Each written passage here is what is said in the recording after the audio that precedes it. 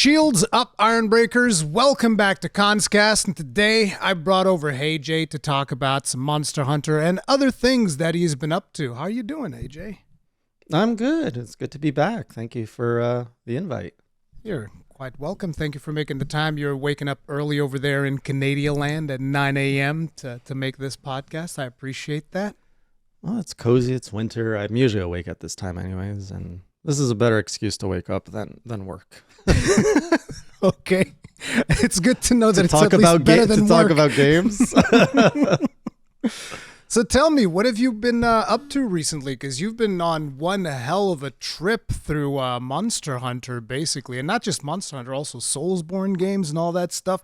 I have a lot of things I want to talk to you about. But what have your recent projects been? I am trying to catch up and be the next Rurikhan is what's happening. So I'm trying to play all the games you've played. So now I'm a third fleeter, not by official title, no, but still on my Monster Hunter journey. I finished 3U last year properly. I'm almost done 4U. I just got into G2 rank yesterday, in fact. Soulsborne, I finished, I think since the last time we spoke, I fully finished Elden Ring. Started Dark Souls 2 a little bit last month, just to get a taste, and I enjoyed it, so that was a surprise. Dabbled a little bit in Armored Core. So what I do in December, I do this thing called the 12 Days of HeyJay, and I try 12 games that the community wants me to try. So Armored Core was one of them, and then the big one, Final Fantasy XIV, which I think is the other. As I step into the Rurikhan realm, so I played 8 hours of that. And I'm lining up to dedicate a whole month once I finish my 4U pledge. Oh, damn. I'm going to dedicate a month to just what is Final Fantasy XIV? Let me just tell you that 1 month is not going to be enough. No, I'm hoping in 1 month I can finish Realm Reborn. I think that's the base game. Yeah, you should be fine. So that I can get a taste of the DLC, which is where everyone tells me like that's where the good stuff is, and that's what's going to make you go, oh, I want more of this, or it's not for me. So that's why I'm just trying to get to that point. So first, let me just tell you that if you're already in G rank and 4U, you're already way ahead of me. I never got the G rank in 4U because the thing about me in 3DS games is that I'm only able to play 3DS games if I'm like going somewhere. If I'm sitting in my house and I have like a big screen in front of me, I'm just like looking at that tiny 3DS screen, not to mention that I don't even have like a 3DS XL. So I have that's so tiny. Like I have like one of the small ones, and it's like that will destroy your hands. Absolutely destroy your hands. And that little nub, even on the new 3DS, the little nub thing, it stops it stops being super responsive after you've played it for like 90 seconds or something like that. It's just not very good. So I'm just like, turn, please. So funny you say that, because I'm the same way with the 3DS. I actually didn't like playing it at home. I got a modded one many years ago. Yeah, I have one of those. Oh, good. Yeah, so I actually play like looking at my monitor when I play, and then the controller is 3DS. It was so uncomfortable when I started. I actually ended up buying one of these, which is just like a plastic adapter. Wait. Oh. You got the same one, or? You mean one of these? Oh, yes, exactly. So one of these, yeah, I know. I'm familiar with this product. Life changer right there. This is much better, but it's still like super But you still got hard the tiny one. And then the tiny one doesn't have the nub, right? But listen, you have the nub? My tiny one, you see this? Okay, listen, the true ones will know what this is. You know what it says in there? Nope. Nintendo.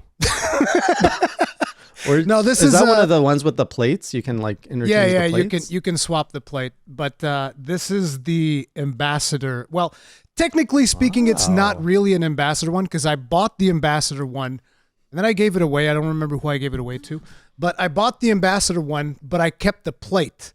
And then I bought a modded one and I put the plate on there, so it's almost like this is an ambassador one. See, they had such a good system. It's too bad to play with that. Yeah, it's too bad that it doesn't work on the XL. The XL does not have that, which sucks. No, yeah. But yeah. So I like this. I like the small version, but it really hurts on your hand. So it's like I would play 4U whenever I was out and about, So I got to the end of high rank, and then when I got time to G rank, it was like I was busy doing something else, and I never got around to it. So it's okay. You just avoided a lot of pain because the game is fun until I mean, it's fun all the way through, but the difficulty spike when you hit G rank is ridiculous. All of the old games, when you hit G rank, they get like really hard. Like that's the point, because it's just scaled for more than one player. Yeah. Oh, and here's another kicker. So I've been using multiplayer in my community to help me like when I need to grind armor and stuff. Yeah. So in G rank, I went to like, okay, I got like this base armor. I want to level it up, get some spheres. And my 3DS internet decided, nope, I'm too old. I don't want to connect to your router anymore. So that was a surprise because it was working up until last week. And now that I'm in G rank, my internet just doesn't want to, like my 3DS does not want to connect to the internet. So I'm on my own now, and my pledge is to kill all the Fatalises in 4U. Good luck so with that. There's like 3, I have to get to them first. And to your point, yeah, even I felt the nub is getting unresponsive too. Like I'm trying to like move the camera and it's not moving. I was like, oh yeah, no. I hate it. Like it hurts my hands because it's too small, and then on top of it, the nub is not super responsive. So I was like, nah, it's. I want to go back to it, right? I want to replay for you, but it's just not gonna happen because no, I'm not touching a 3DS. And I know that people go like, oh, but you can use emulation with Citra, and I actually set it up, and I didn't like it. There's just this weird thing about playing it emulated. It didn't feel the same as it did when I was playing it on the console. I don't know what it is. Maybe it's just me that I'm too elitist or something. I don't know. But I had it set up, and I booted it up, and I was trying to play it, and I was like, I don't know. There's just something. It just doesn't feel dirty. It's not about feeling dirty. It just doesn't feel good. It's almost like the tactile feel of it doesn't feel the same. I can't explain it. I can't put it into words. Maybe I'm weird like that. But I did have it all set up because I wanted to do it, and I was like, it just doesn't feel right. Like I just want listen, Capcom, y'all just need to like put it out on the Switch, and then I'll play it again. Just put it on the Switch. It's done. And then I'll play it on the big screen. Happy boy. Good stuff. So I know you said earlier once when we were talking, I think 3U, you were in a similar position where you didn't get all the way to the... No. Like you did G rank, but you didn't finish all the final super because bosses. I was playing with a friend of mine, and that was kind of like the motivation. As a matter of fact, that's even lore from... During Months in a World, we did a series, me and that friend of mine, which we call the Mighty Monster Hunters. It's a little series that we did, and it's a little bit more edited and stuff. So you have both POVs to the two hunters, and we swap it up as to which one has the most entertaining moment at whatever. And so we were doing stuff like that back in 3U, but then eventually my friend lost interest, and I was like, well, I don't feel like playing by myself now, so whatever. No, especially I feel the old games on your own. Yeah, like in G rank especially, it's such a slog. It's really hard. I had something with, for instance, GU, right? In GU, it was really the first like old game that I went all the way to G rank, which I know people are gonna like take my Monster Hunter card away because like, what do you mean GU's the only one you got the G rank? What? And it's like, yeah, it's like, listen, I only play games when they're fun to prevent getting like, getting to that point where you're just really upset with the game, because you can get to a point like that if you're just not having too much fun. So I play games while they're fun, and then I retain fond memories of them. That's the way that I do. But with GU, I definitely had this this moment where I was like, it was me and two friends. It was Kagrin and Wada, and we would just like boot it up, and we would play, and we'd do like, rounds for each one. So it's like, okay, we do a hunt for you, a hunt for me, a hunt for you, a hunt for... and we just like keep rotating, which is usually the way that most lobbies would go. In old school Monster Hunters, everybody would take a turn on the quest that they wanted, and so on and so forth. So I'd play with them, and then I remember at one point I went on vacation, and I was, I'd take my Switch, and I was like, oh, okay, I'm just going to get a couple of hunts in. It's like, oh my God, G-rank solo, Jesus Christ. Especially with the Gunlands, because it's super nerfed in GU. It's terrible. Oh no. The thing is, you can't like relax with it, I find. G-rank, like if you're playing that solo, you got to be all in like mentally. Yep. So like I would do... Sword and Shield for solo G rank, and it would be Adept Sword and Shield. So I would be constantly like dodging everything and countering everything, just like doing to the best of my ability, and you're still like full focused for like a good 15 to 20 minute fights on just like a regular monster, not even something special, and you're like, whoa, that's crazy. But yeah, there's a lot of still like a lot of how should I put it, a lot of charm to the old games, wouldn't you say? There is, and I bring this up a lot because as someone who started in World, I often compare the games, and I try not to be like, oh, this is better because of this. It's just recognizing, it's a buffet. The buffet is delicious, but the items taste different, and definitely the old World has that charm, which I feel is missing. Not just World, but Rise as well, and I feel Rise tried to go back to a little bit more of that charm, but it didn't hit the mark. Like in 4U, I love what they've done with the NPCs and the world building. And, there's all these like quests and side quest lines, and I'm actually invested in the characters. And I feel that they could have done that so easily in all of them. But I feel Rise had the specific visual style and more lighthearted toneness that could have worked really well. And I just didn't care. And I hate hating on Rise because it's a thing that happens in this community. Yeah. But the NPCs in Rise, like they're there, they can be interesting, but the game like didn't give them like interesting quest lines for you to really you get to know them when you bring them with you, but it's not the same as like the Guild Marm in 4U, like freaking the best quest giver. Everybody loves the Guild Marm. It's so good. She's so adorable. And like characters like the Caravaneer. The Caravaneer is awesome. You mean JoJo? Sure. Okay, fine. No, but like I love the Caravaneer. It's really cool. How'd you like the Duran Moran hunts, by the way? Because if you remember, that was one of the monsters that both me and Gaijin were saying, like, man, bring back Duran Moran for Rise. Bring back Jan Moran for Rise. How'd you like that hunt? I mean, I love the whales. Both of them are good, and I think it would be actually cool. Like, this is a great way to, maybe in Wild, they can really play to the nostalgia.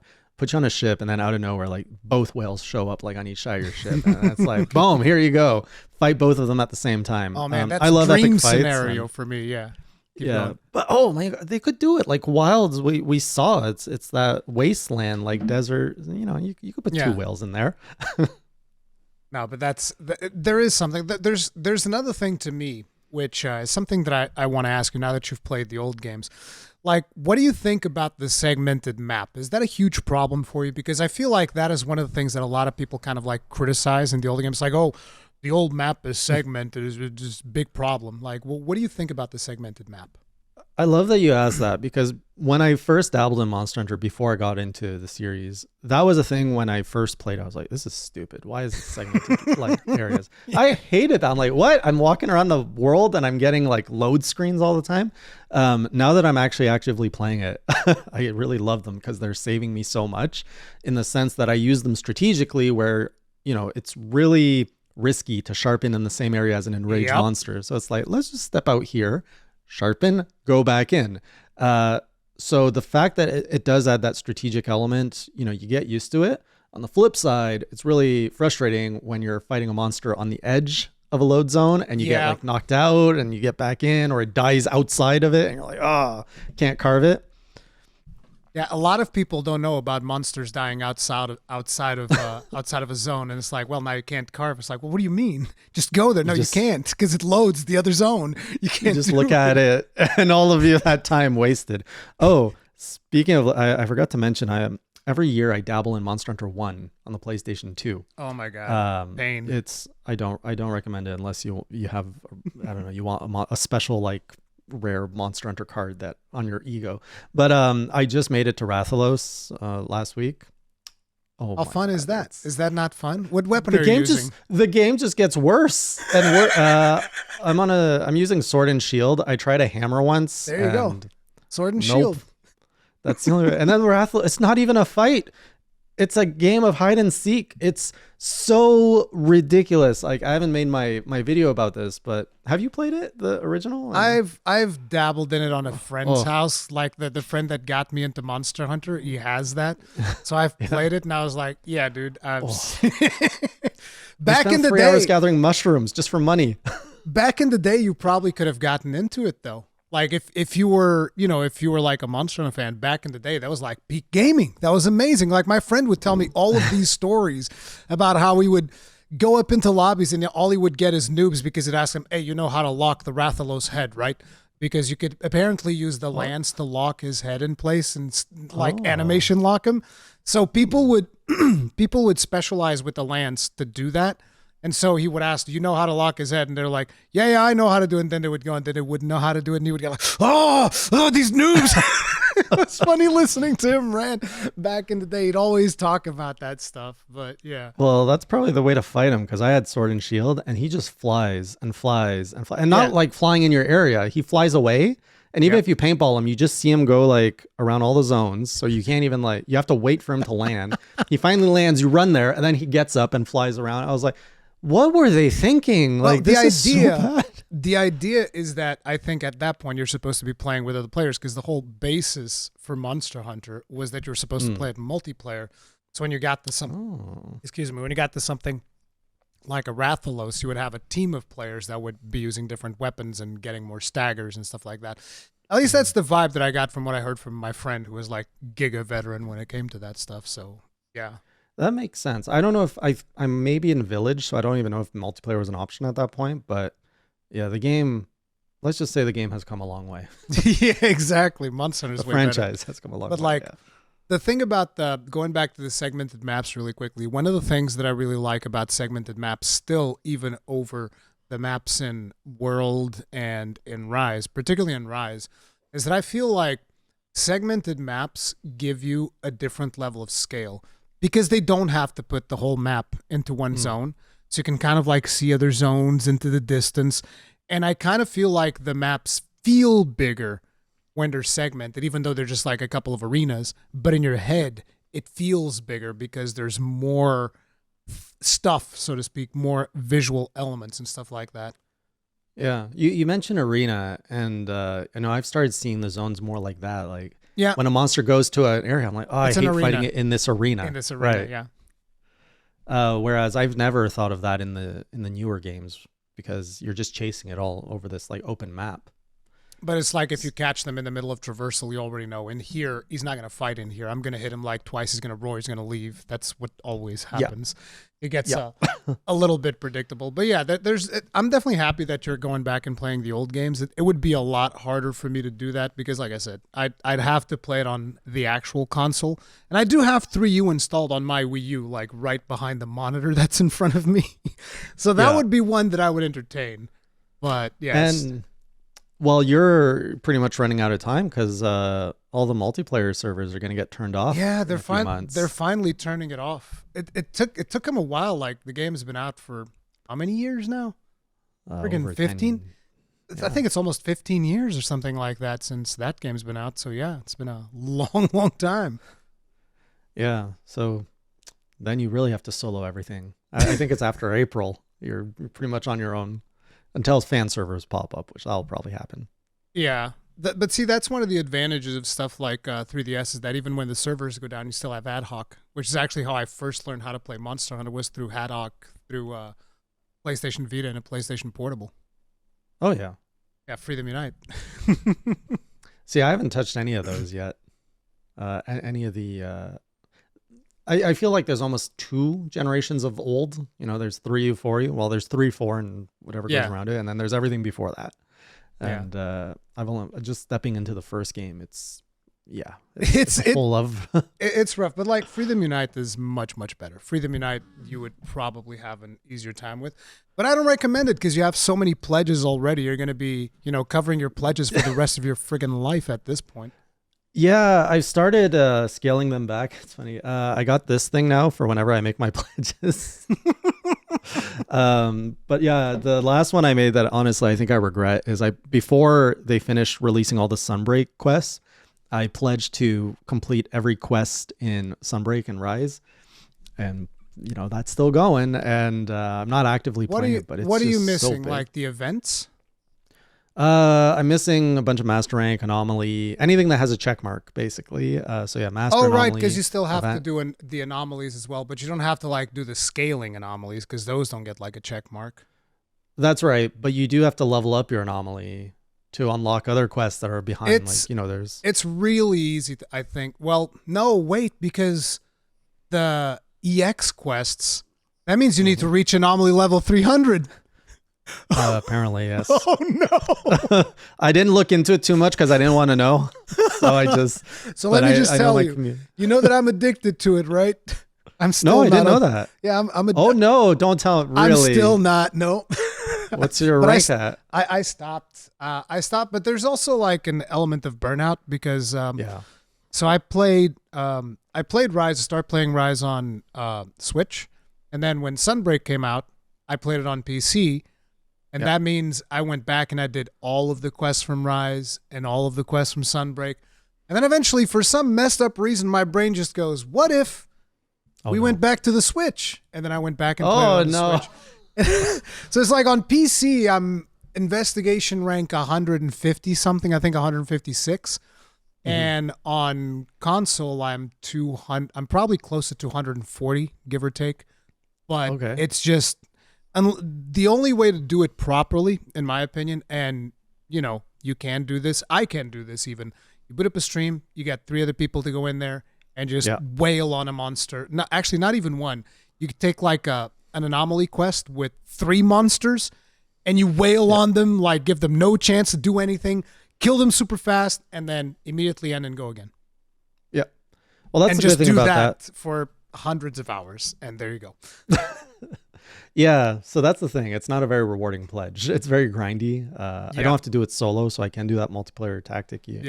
I would recommend just get people and go grind it out. That's what I was doing when last I took a break from Sunbreak. But because like I told you, I'll play it until I feel like, okay, if I keep going now, I'm going to resent it, and I don't want to do that. So I'm good for now. I'll come back later. Yeah. Well, the fact that you did so much on 2 platforms is crazy because it's the same game. There's no difference. Exactly, it is the same game. It's just like I just really like playing it. Because right now there's a lot of people that are coming out of the woodwork going like, you know what, Rise was actually garbage, and I'm just like, bro, shut the hell up. Rise was amazing. Sunbreak was amazing. World is amazing. Iceborne is amazing. It's like, I don't want to hear this nonsense that all of a sudden people decided that Rise was bad. Actually, it's not.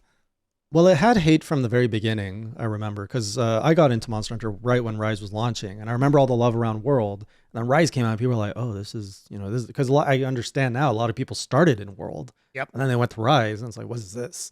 But now having touched the old games, I'm like, oh, okay, this is, World's different. Rise was an evolution of kind of the old formula. And now, we have these 2 games, actually 3, because you got Monster Hunter Stories, you got 3 pretty much pillars, and now you also have Monster 4. Hunter now. Exactly. I'm surprised you see it the same way, but I don't like Monster Hunter now at all. That's not for me. That is not my game. Did you play it? I play it. I do enjoy it like a minute a day. I'm so everyone says it. You can't get the parts. Like I've been waiting 3 months to level up my weapons because I can't get the parts I want. That sounds fun. I don't. No, it's not. That's why I don't actively play it, emotionally invested. It's just like, oh, if I'm waiting somewhere, I'm like, I'll boot up the game. Where am I? The combat I like, but yeah, the grind is stupid. It's absolutely stupid. I can't stand touch controls. I'm like, no, I can't do it. I've tried it multiple times with several different games on mobile, and it's like, no, I can't. I cannot stand touch controls. It's like I need the tactile feedback. Either it's a mouse and a keyboard or it's a controller.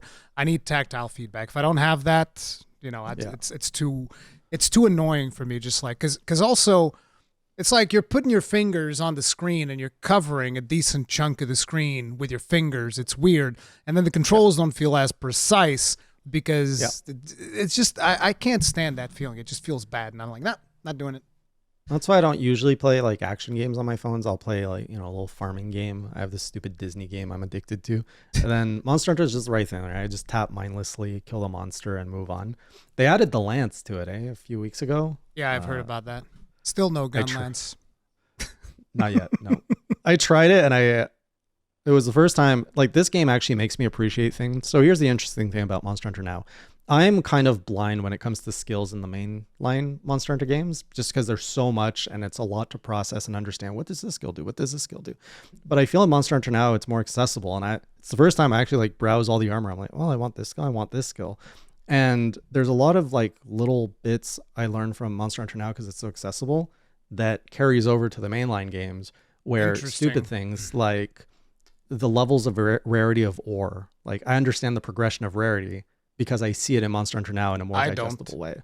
I just mine everything. I just walk around. It's like, oh, I need some mineral. Where does this one come from? I think it's from over here. Let's go. I go there and I mine the crap out of it, strip mine it, and I'm like, okay, good.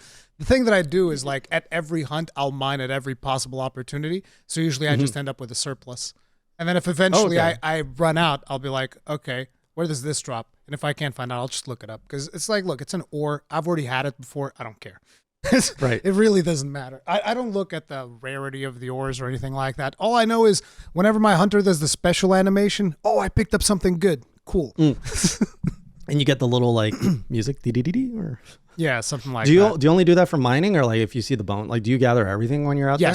Yes. Mining, bones, everything, like during a hunt. Okay. So my idea is that you gather as much as you possibly can during a hunt so that you don't have to specifically go out to gather.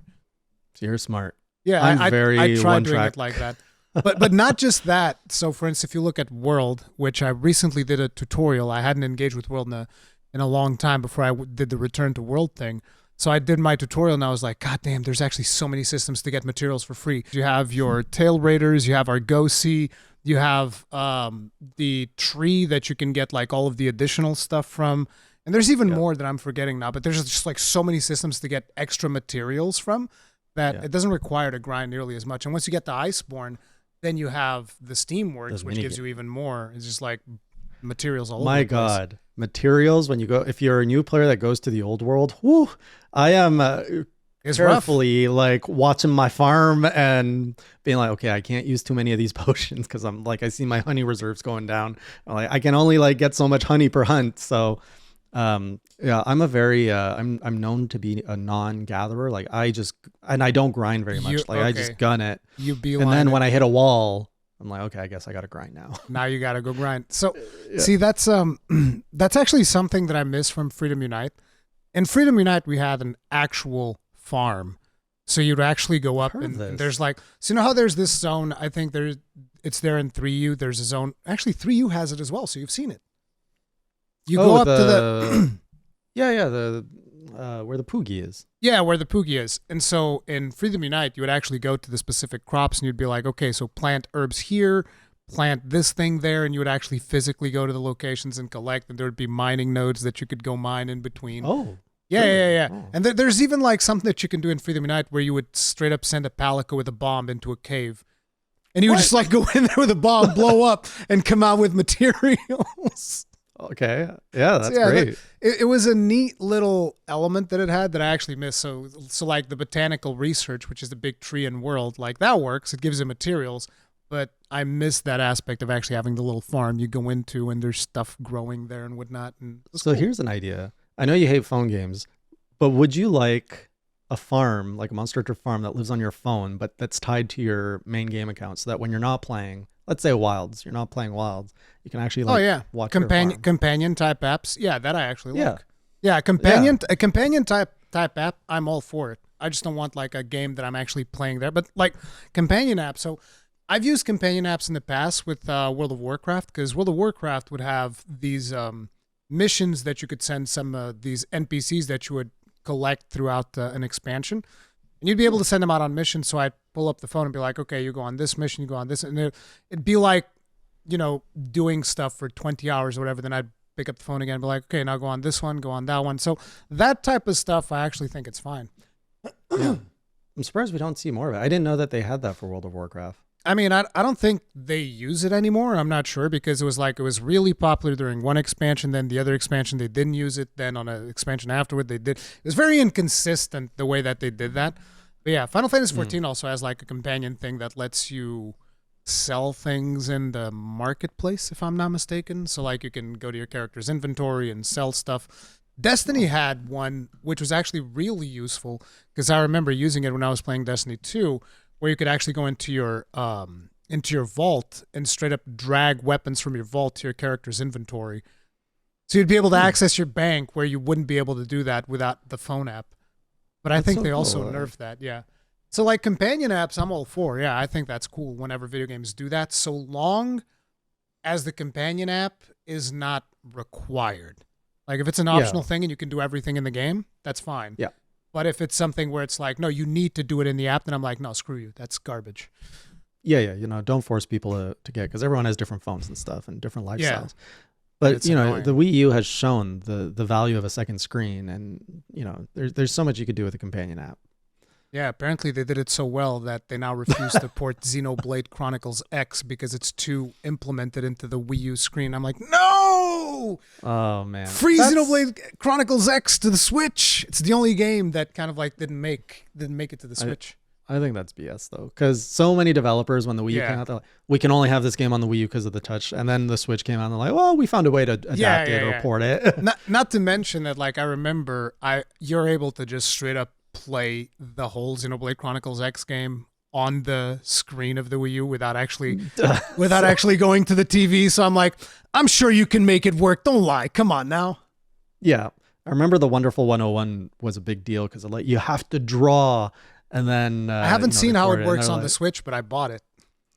Well, I have it on the Wii U, and I actually I didn't like using the touchshoe. I used the right joystick. Yeah, because you can use the right joystick, right? I forgot about that. So, yeah. You don't need to draw it. Yeah, it's true. In fact, it's better without. they got to sell the features that way. It's the only way to do it. But yeah, and then they had Donkey Kong Tropical Freeze, where they're like, we're just not going to use the gamepad at all. Like it's black if you play Tropical Freeze. And that's a first party. So I wanted to ask you something about when you first got started in Monster Hunter, specifically because recently I've been seeing on Twitter this notion that some people like to present because of some stuff that they see online, and they're like, oh man, the Monster Hunter community is filled with elitists and terrible individuals that are evil people. Good Lord, they're so toxic. And I'd like to harken back to one of your first videos when you were first introduced to this community. If I remember, you said Rise is garbage. I said Monster Hunter is garbage. Wait, I wasn't limited to Rise. I was joking. You actually said Monster Hunter is garbage? So I played Rise, not understanding it was different than other games. And I was just like, this franchise sucks. Like, it is bad. And I was like, here's why it's bad, and I'm going to tell you why. And, that lives on my channel forever now. So let me just try to you literally said in a video, the Monster Hunter franchise sucks. Yes, I said, I recognize as a fan base, I recognize there must be something good here, but I don't understand it. I can't get into it. I've tried, and here's why it sucks. Okay, so I just wanted to point that out because, considering how toxic and elitist and evil the Monster Hunter community is being portrayed by some of these individuals on social media, I want you to tell me just how abused and harassed and mistreated you were after telling everybody how the Monster Hunter franchise sucks. Honestly, the best case is look at the video's comment section. That is what turned me. For those who aren't aware of my journey, I put out that video after trying the Rise demo. The YouTube algorithm is like, let's show this to the entire Monster Hunter community, and they all came in and this. Right, this is exactly what they want to watch. And then they all went. Honestly, there was so much solidarity. They're like, we get you. You don't like it, but you will. I was like, what? And there was so much like tips and so much like, it's okay. We know you don't like it. We didn't like it either. Like, it's almost like an abusive relationship or something. But anyways, so I made a follow-up video, and I kept doing follow-up videos. And eventually I'm like, you know what? I'll play World up to credits, and I'll do it with all of you on stream so that I can you guys can help me and all that. And night and day, like once I think the trigger is once you get that hunt that gives you that adrenaline rush, you're like, oh, the adrenaline, the dopamine, you're like, okay. And once you understand the gameplay loop, I think that's also an essential part of it. Because for me, and here's the interesting thing that a lot of people don't realize, the first time that you actually play Monster Hunter, there's not a lot of people where it clicks the first time round. You need somebody else to be kind of like your gateway drug. So in your case, it was like a decent chunk of the Monster Hunter community. In my case, it was just a friend of mine who was like, no, I'm going to take you under my wing and I'm going to show you why this game is awesome. And then you understand it. You're like, oh, so there's the gameplay loop. We can, kill this monster, get this material, go to the next monster, get more stuff. Blah, blah, blah. You start getting into it. But it's definitely not something that you get into first time around. But back to my point, this is one of the things that I really want to put out there, is that quite simply a large chunk of the Monster Hunter community is just no longer really engaged too much on social media because of the minority that is in there constantly going like, if these noobs, these world babies that are coming in. Yeah. It's like, the world babies that are coming into our glorious franchise. So there's a lot of people that like having that stuff. Because another experience that I remember you having, and I don't think we ever spoke too much about this, I know that me and Gaijin talked about this in the podcast when it happened, was that when you killed Fatalis the first time, people came after you because it's like, divine blessing. Oh, yeah, the divine blessing. Divine blessing. Ugh, how dare you? So what was that situation like? Tell me more about that. So I can talk a little bit about because it's not just on Fatalis. Every time I achieve something, there's always going to be that little voice that's like, oh, but you didn't do it this way, or actually. And I have some people in my community, and they'll probably know who they are when they hear this. They're still there, and I love them. Like, the whole community knows that they're the ones that will never be satisfied. Like, you could go in naked and just kick Fatalis, and they'll still be like, oh, but you healed once or something. Yeah.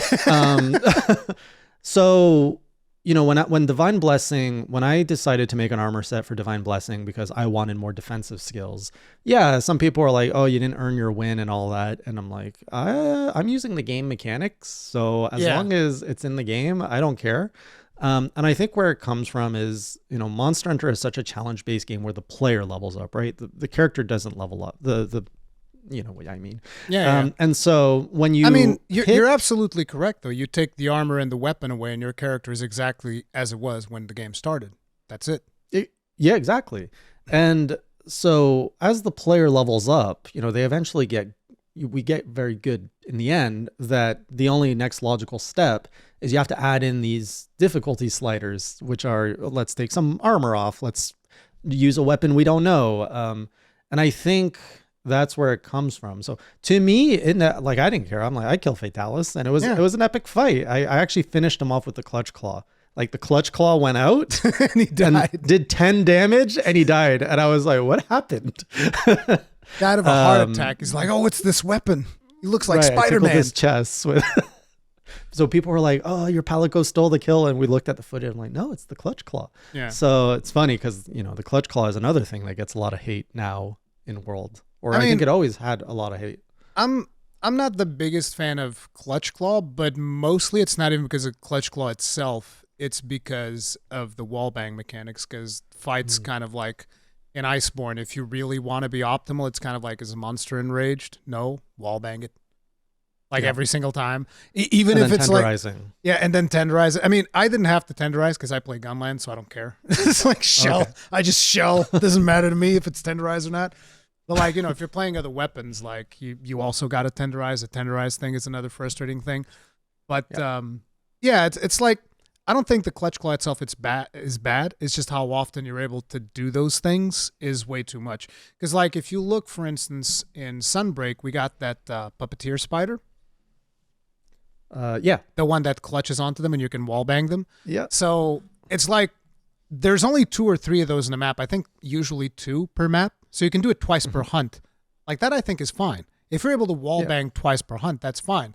Problem is, there's no limits with the Clutch Claw. As long as the monster's not enraged, wallbang. You can be wallbanging all day long in some monsters. It's ridiculous. Yeah. So that is where the problem is, in my opinion. There needs to be that balance. And even like, if you look at 4U with the mounting mechanic, you can't mount all the time. There's kind of a cooldown on that, to my understanding. But going back to your question about Divine Blessing, people, there are elitists, and I think you'll find that everywhere, even in the Soulsborne community. I think the majority in both these communities are very welcoming people that they want to see you get good. Right? Exactly. They're going to put you in a hard spot but they want to see you like succeed, because that is the essence and the spirit of these games. It's overcoming your trials through your own skills, not by getting some super sword or weapon that's going to make it through. So with Divine Blessing, actually, some people actually brought this up recently in a few weeks in my community. They're like, you never did it. And I'm like, you know what? I'm at a point now, I'm comfortable enough. I'm going to go back and kill Fatalis without Divine Blessing just to shut you up. But it's also like for me where I'm like, can I do that? Like I'm now seeking that extra challenge. I thought you eventually went back and did it without Divine Blessing just to prove them wrong. You never did that then. No, I didn't. But, oh no, that's still with Divine Blessing. Because I did Arc-Tempered Velkhana without the Fatalis armor, and that's considered a bit. Because I did Arc-Tempered Velkhana before Fatalis. Oh, interesting. Yeah. Yeah. But it's like again, I just want it to be perfectly clear, and this is something that I tell everybody: use whatever skills you want to use, and don't let anybody else tell you otherwise, because that's dumb. It's in the game. The gatekeeping of Divine Blessing is one that actually I wanted to bring it up again because it got brought up again recently. I don't know if you know, Asmongold's been playing Monster Hunter World. Yeah, and he's using Divine Blessing, and apparently there's a bunch of people like, oh, I can't believe he's using Divine Blessing, and it's like, I brought up a thing, and I'm going to ask you about this, because to me, so what does Divine Blessing actually do, right? It's a percentage chance of you taking less damage. Yeah. It's RNG. So everybody will rail on Divine Blessing. It'll be like, well, Divine Blessing is a crutch because, you survived the hit you shouldn't have survived. Okay. By that same standard, I would posit Weakness Exploit is a crutch.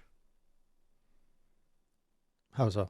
Because it gives you a chance to critically hit the monster, which will cause you to deal more damage based on a proc than you would have done, which means that you spend less time hunting the monster because you're dealing more damage. And it's not even controlled damage. It's not damage that you're like, no, but, unless you got like 100% crit build, which not everybody does. But, before you reach that 100% crit, it's a crutch because it's a chance. It can happen. It cannot happen. And in those situations, you deal more damage. Therefore, you finish the hunt faster. Therefore, if the hunt lasted longer, you could have died. It's the same thing. If you start going down that route, it's like you said, the only way that it actually counts is if you do it naked with the first weapon they give you in the game. That's the only way to do it. Otherwise, you didn't actually do it properly because reasons. Yeah. I never saw it that way, but you're right. It is essentially a crit in the defensive sense. It's a chance. Yeah, it's a crit for defense or a crit for offense. It's a percentage chance. So to me, it's like everything goes, and it's actually more fun when you do builds that aren't just about crit eye, Wex, crit boost, attack boost. Like those builds, to me, I get bored of them. Like one of the things that I really liked about Sunbreak was actually just going, oh, there's this bloodlust thing that I can do, and there's this other thing. There's this proc that I can have with this mantle that you can put on. There's all of these crazy skills that you can have. And I remember sometimes I would put up one of my builds and people were like, bro, what is going on with your buff gauge? It's just like chuck full of like random procs, and then there's a Noah blowing the horn. It's just like more. Yes. So, and also, the Divine Blessing, it comes at a cost. Like that is, I haven't played World in a while, but if you're slotting that in, that means you're not slotting in another skill. You're not slotting in attack up, crit eye, all of that stuff. So you're lowering your DPS because of that. So that means the fight is now lasting longer, which means it's probably evening out because you're probably going to get hit more because you're fighting it longer than if you were hitting it less or hitting it harder, but in a shorter time frame. So I think it all works out in the end. I wonder how those people feel about the healing skill in the Palico. Because he can save you. I got a lot of hate on that too. Really? Because in all my games, 3, 4, I always put a lot of healing power on my assistant. Of course. So some people will even be like, "Well, you didn't really do it alone. Like you had a." I'm like, it's the main game's mechanic. Like it's Cha-Cha or the Palico. This is my ally. That's that vocal minority that I'm talking about. I don't. I think a large majority of people, they're just so done entertaining those ideas that they're like, look, y'all can speak about that in the social media, have fun. We're just going to be over here having fun with the video game, and we're just going to play the game, and we don't care about any of this nonsense.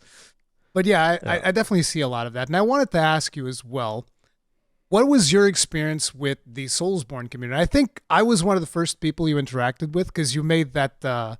Was it a Twitter post? It was a Twitter post, right?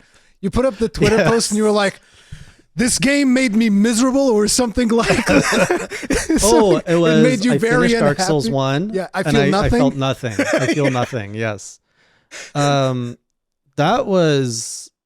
I was absolutely scared of the Soulsborne community because, to me as an outsider, it came across as very toxic. Git Good, and when you don't understand what Git Good means, you're just like, oh, I don't want to be a part of this. Like, but then when you're actually in it, and I've played Dark Souls 1, Dark Souls 3. I've finished Dark Souls 1, 3, Elden Ring, Bloodborne, and now starting Dark Souls 2. You haven't done Sekiro yet? I've started it. Are you a real fan of this franchise? Is that? I'm joking. I'm trying to be gatekeeping and elitist. No, you can gatekeep all you want. I'll be honest with joking. you. I don't love it, but I like. You don't love Sekiro? No, I get it. It's no. I just haven't played that one enough yet. Okay, I meant Soulsborne. Yeah. Yeah. But so we had that conversation. But what was the engagement with other people when you put out that tweet? Like, because you're saying that you now understand the meaning of Git Good. Now I want to get into that a little bit more because I find it really funny because there are this vocal minority that I'm talking about. They will use Git Good, and ironically, and to me it's hilarious because they have no idea where that even comes from or what the original sentiment of what Git Good actually means. But keep going. Like, what was it like the first kind of interactions that you got after that tweet? I'm curious. So I had already finished Dark Souls at this point, so it was very different than just playing the Monster Hunter demo.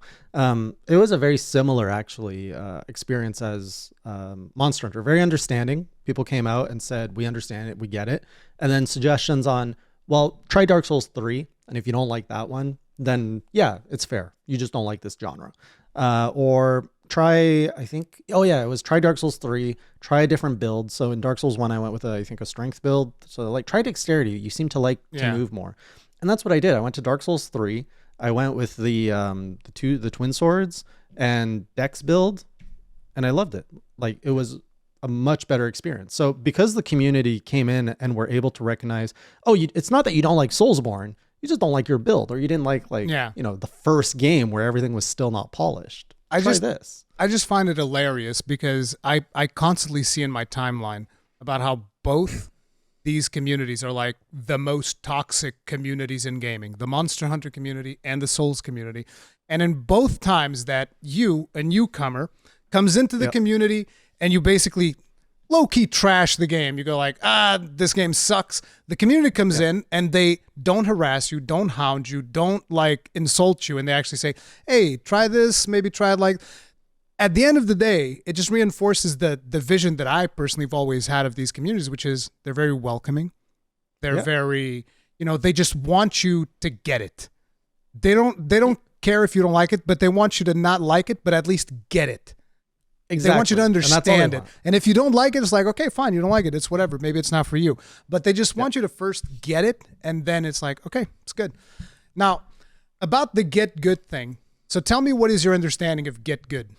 So I don't understand. I don't know the origins or anything of Git Good. To my I don't know either, but I have the understanding of what the idea is. Git Good means, in the most basic sense, when you're fighting a boss, if you don't know the pattern of the boss, you're going to die.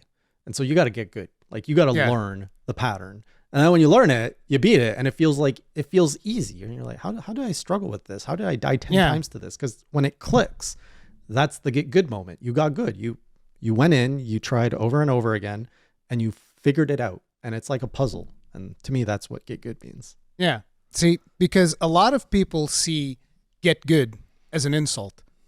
Yes, absolutely. That's how I used to see it before I played these games. Do you still think that Get Good is an insult? If someone comes up to you and says, "Oh, you just need to get good," is that an insult? No. It's you just got to keep playing. Like, you got to keep trying. You got to level up your skill in a very supportive way. But if you don't understand all that underlying context, it comes across as very passive aggressive. Of like, but skill issue. You suck. That's the thing that is usually parroted by people that don't really have proper knowledge of the community. They see Get Good as an insult, and it's not. It's just people will say Get Good because they want to see you get better. They want to see you overcome. At least a large majority of these communities, they want to see you overcome the challenge because everybody wins when somebody overcomes a challenge. That's the beautiful part of it.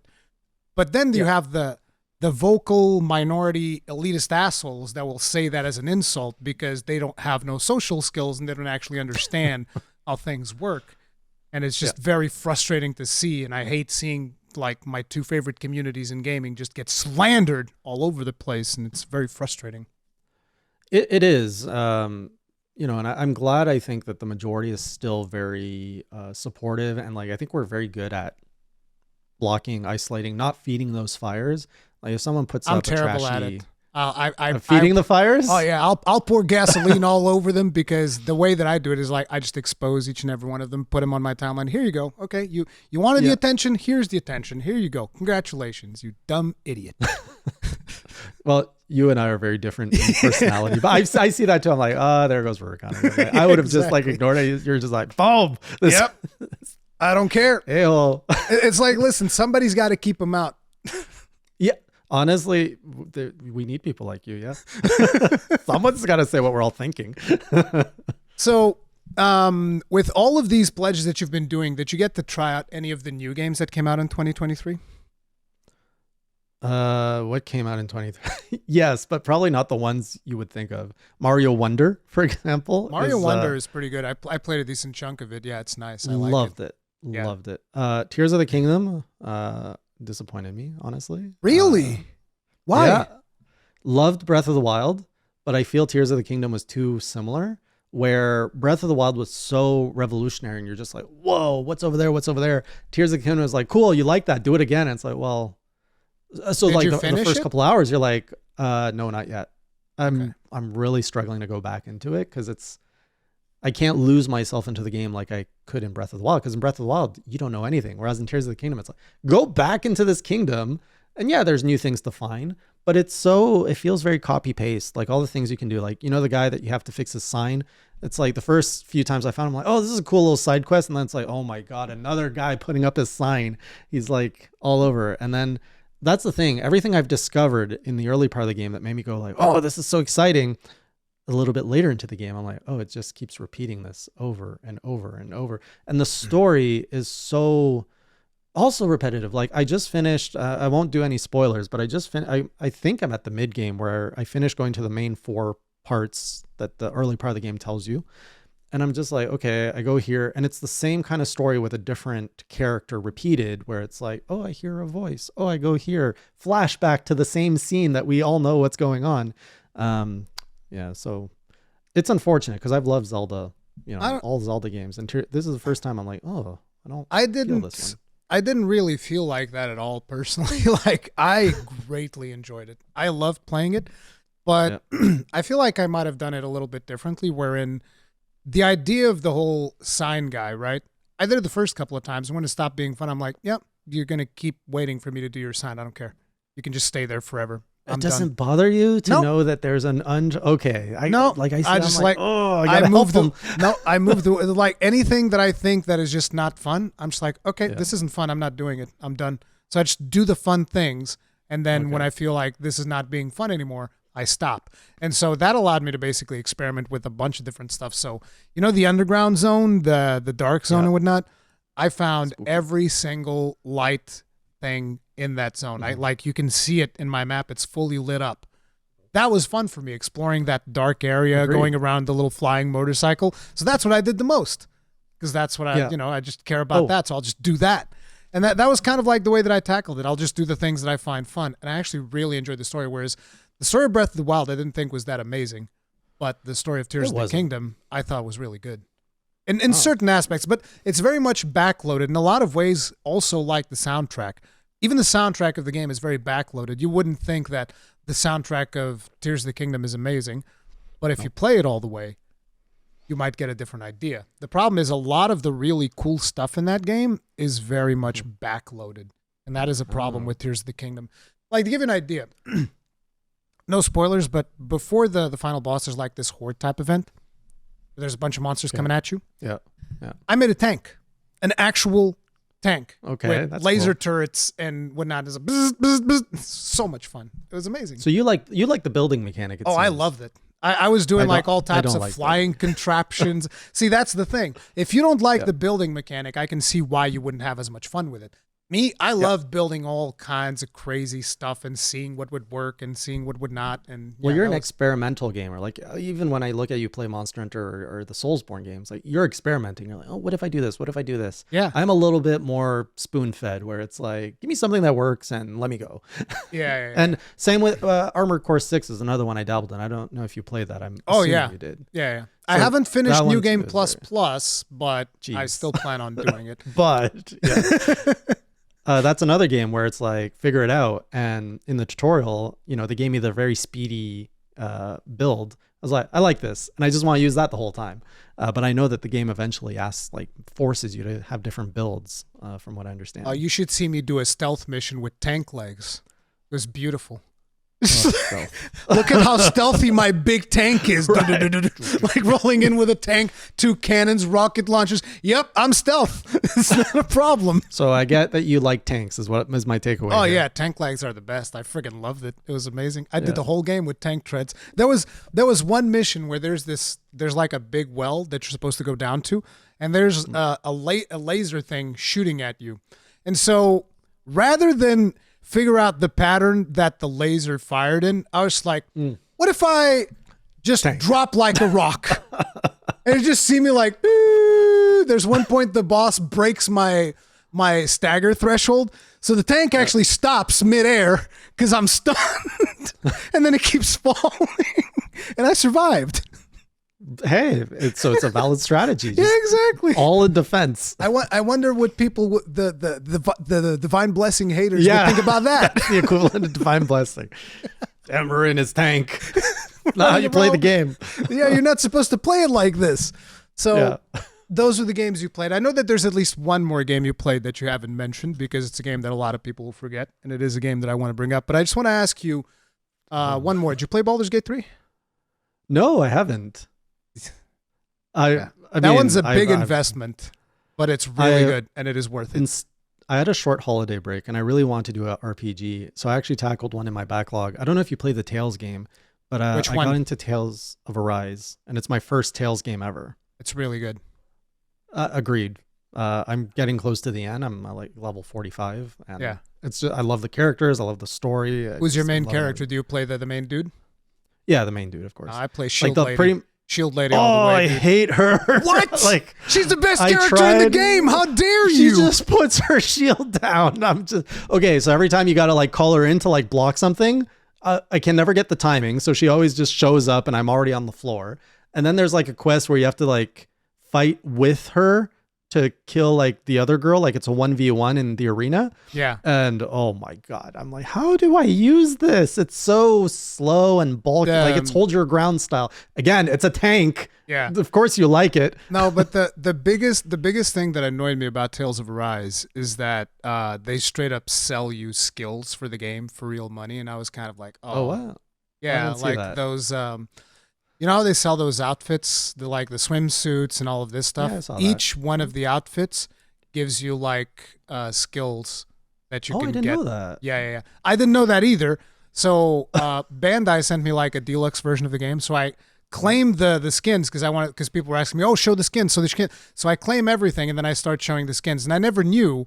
And then eventually later in the game, people were telling me, oh yeah, those skills, you get those from the skins that you got. And I was like, wait, what? And like my most used active skills were all like skills from the skins. And I was like, oh, so these are even more powerful than regular ones. I was like, oh, that's really bad. But other than that, I love the game. I think the game's amazing. And I have the DLC. I have to play the DLC still. I'll probably pick it up too. I want to finish the story just to, make sure it doesn't end sour. Yeah, I'm like, I don't want to play this again. Yeah. But I find it hilarious how fan servicey it is. Oh, to yeah. a very specific niche. I mean, from all the costumes you can find in the I can put bunny ears. Oh, I can put a cattail on myself. Okay. I see where this is going. A lot of Japanese games are like that. That's just like a Japanese games thing. But yeah. So it's like, so you got two of like the biggest ones are like Baldur's Gate 3 that you didn't get to check out, but that one's like a huge time sink. Another one that I would heavily recommend you check out at some point is Remnant 2. Is which one? Remnant 2. I haven't even heard of that one. Yeah, you got to add that to your list. I'm making the Lord's work for this game, okay? This is a very Remnant underrated game. 2. Yeah. It was nominated for Best Action Game. I think Armored Core 6 took that one, which it deserves. I didn't even see this key art ever. It's like, this flew really under the radar for me. This flew under the radar for a lot of people, so I'm always doing the Lord's work, spreading the word for Remnant 2.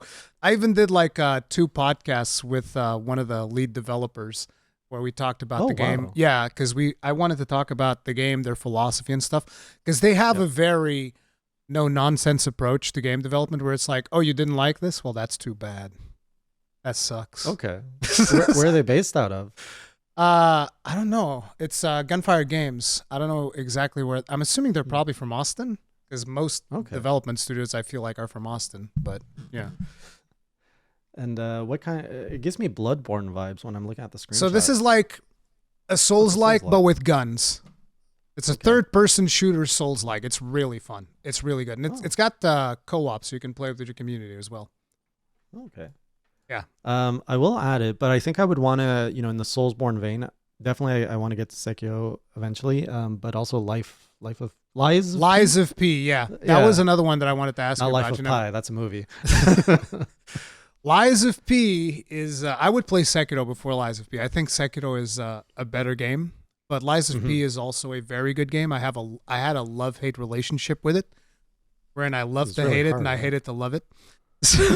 Okay. It was like, I think the game is really good, but I think that one of the problems that I personally have with it, and I'm not saying that this is the case because I know a lot of people have like this really, they revere this game. They think this is one of the best Souls-likes that ever came out. And I'm not saying it's not. The vibe that I got from it though was, you know how whenever you're trying to parry something, you need like a good telegraph? So in this game, they give you like a Margit type of situation, right? Where Margit will be like, I'm going to hold my attack. Oh, it's coming. Oh, you got to wait. Oh, it's coming. Just you wait. And then suddenly it goes like, bam. Right. And so it goes so fast. I think someone even made a video about it saying that it goes so fast that the average human is not able to react that fast. Okay. So a lot of it kind of becomes a little bit trial and error. Now, in my case, I just had serious problems reacting to a lot of the moves that the game gives you because, again, they'll just hold the attack forever, and then when it comes down so fast that I can't parry in time. So, yeah, that is the only criticism that I have of it. Other than that, I had a fantastic time. And it was also nominated for Best Art Direction, which I was actually rooting for it to win because I love the art direction of that game. It's really good. That timing reminds me of Metroid Dread when you get caught by the robot. I don't know if you played that. Where it's like basically like holding this nail above your face. And I was like, I was able to time that a lot of times, I think, on Metroid Dread. Okay. I think Metroid Dread was more fair in that aspect. Okay, because I had a very, if that was more fair, then I would struggle a lot. But you can get used to it, and there's like ways to deal with that stuff. But yeah, I would recommend you to check it out at some point. But yeah, the game that I want to tell you about, I'm pretty sure you played this one, Wild Hearts. Oh, that came out last year. Yeah. Yes. Everybody forgot about what's Wild Hearts. EA forgot about it too. Everybody forgot about it. Yeah. Oh my God. I feel bad. That was a great game. That's a great case of like good game design, good game ideas, and a company that just doesn't want to support it. Yep. Or you and disagree. I mean, no, I agree. Not only that, but I also feel like it should have been left in the oven a little bit longer because of all the technical problems that it came out with. I experienced the slow motion bug 60 hours into the game. Oh, geez. And I was playing the parry weapon. It's like, bro, how am I going to parry this? Now the timings are all off because there's variable slow motion in my game. Yeah. No, the technical was, I actually couldn't play it. I couldn't stream it. I could play it on both my PCs. So I stream from 2 locations. Yeah. And one PC is slightly weaker than the other. And while I could play it, as soon as I put it on stream, it just like stuttered and slowed down. I was like, oh. So I didn't, I made it to the second island, I think. I passed the monkey, past the... Oh, so you didn't get that far then because you still had like high rank to go through because they also have like a high rank version. Oh yeah. I never finished, I guess, the low rank equivalent because Yeah. I parked it and I was dabbling with a lot of other things. I'm like, I'll come back to this game. Like, let's let it. No, you cook. won't. Because I thought EA would keep working on it. I'm like, I'll come back to it when it's polished.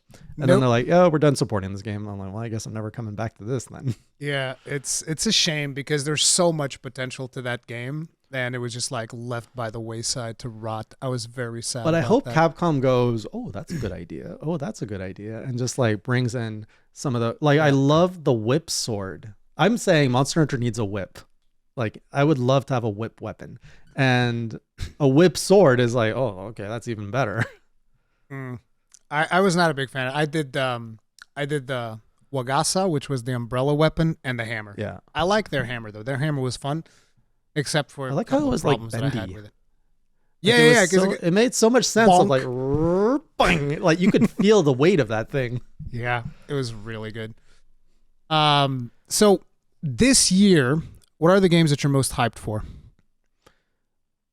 You know, I'm so like in backlog mode. I don't even know what's coming out this year. I oftentimes look at I'm Nintendo. surprised that you would not at least know about Final Fantasy VII Rebirth. I think you're a big fan, right? There is, but I don't have a PlayStation 5. Oh! And so I'm blocking everything like Sony is throwing at me. I'm like, I'm not buying your PlayStation 5. Port your games to PC. And now that they've started doing it, I'm just, okay, I'll just wait. Because I did play Final Fantasy VII Remake on the PS4, and then I bought it again on Steam. I 100%ed it on Steam. And I'm like, Wait, I'm it's gonna already out on Steam? Final Fantasy VII. Wait, you're talking about the remake? It's on Steam? Yeah. Yep. Damn, I missed it. I thought it It was came still out exclusive. last year. No. So after experiencing it on Steam, I'm like, I don't want to buy I want to have all my Final Fantasies here. Like, I just want to have it in my Steam library. Okay. And especially going between two locations, like I'm not going to lug my PS5. Yeah. So It's, like, as someone who recently bought a new PC, I completely agree. so otherwise, if I had a PS5, yes, that game, like, so it's whole hard. I'm like, I'm going to get spoiled so much because, you know, we all know that game's going to end with a very significant event. And we don't know how they're going to do it. I mean, but they've promised. I don't know much because, look, I never played the original. Oh, geez. Well, I mean, No. you know the big twist in Final Fantasy VII. Yes. I know. I mean, I think I do, but I don't want to talk about it. Okay. So the developers have said that the story will progress to that point. Yeah. But anything can happen. So see, the thing that I like the fact that Zach is back because at the start of last year I played Crisis Core, which I had never played. Okay. I also played it the last remake year. that they did, and I was like, I love this game. This game is awesome, and Zach so is awesome. cringe, And though. Cloud is an idiot. Cloud sucks, bro. I'm Team Zach all the way.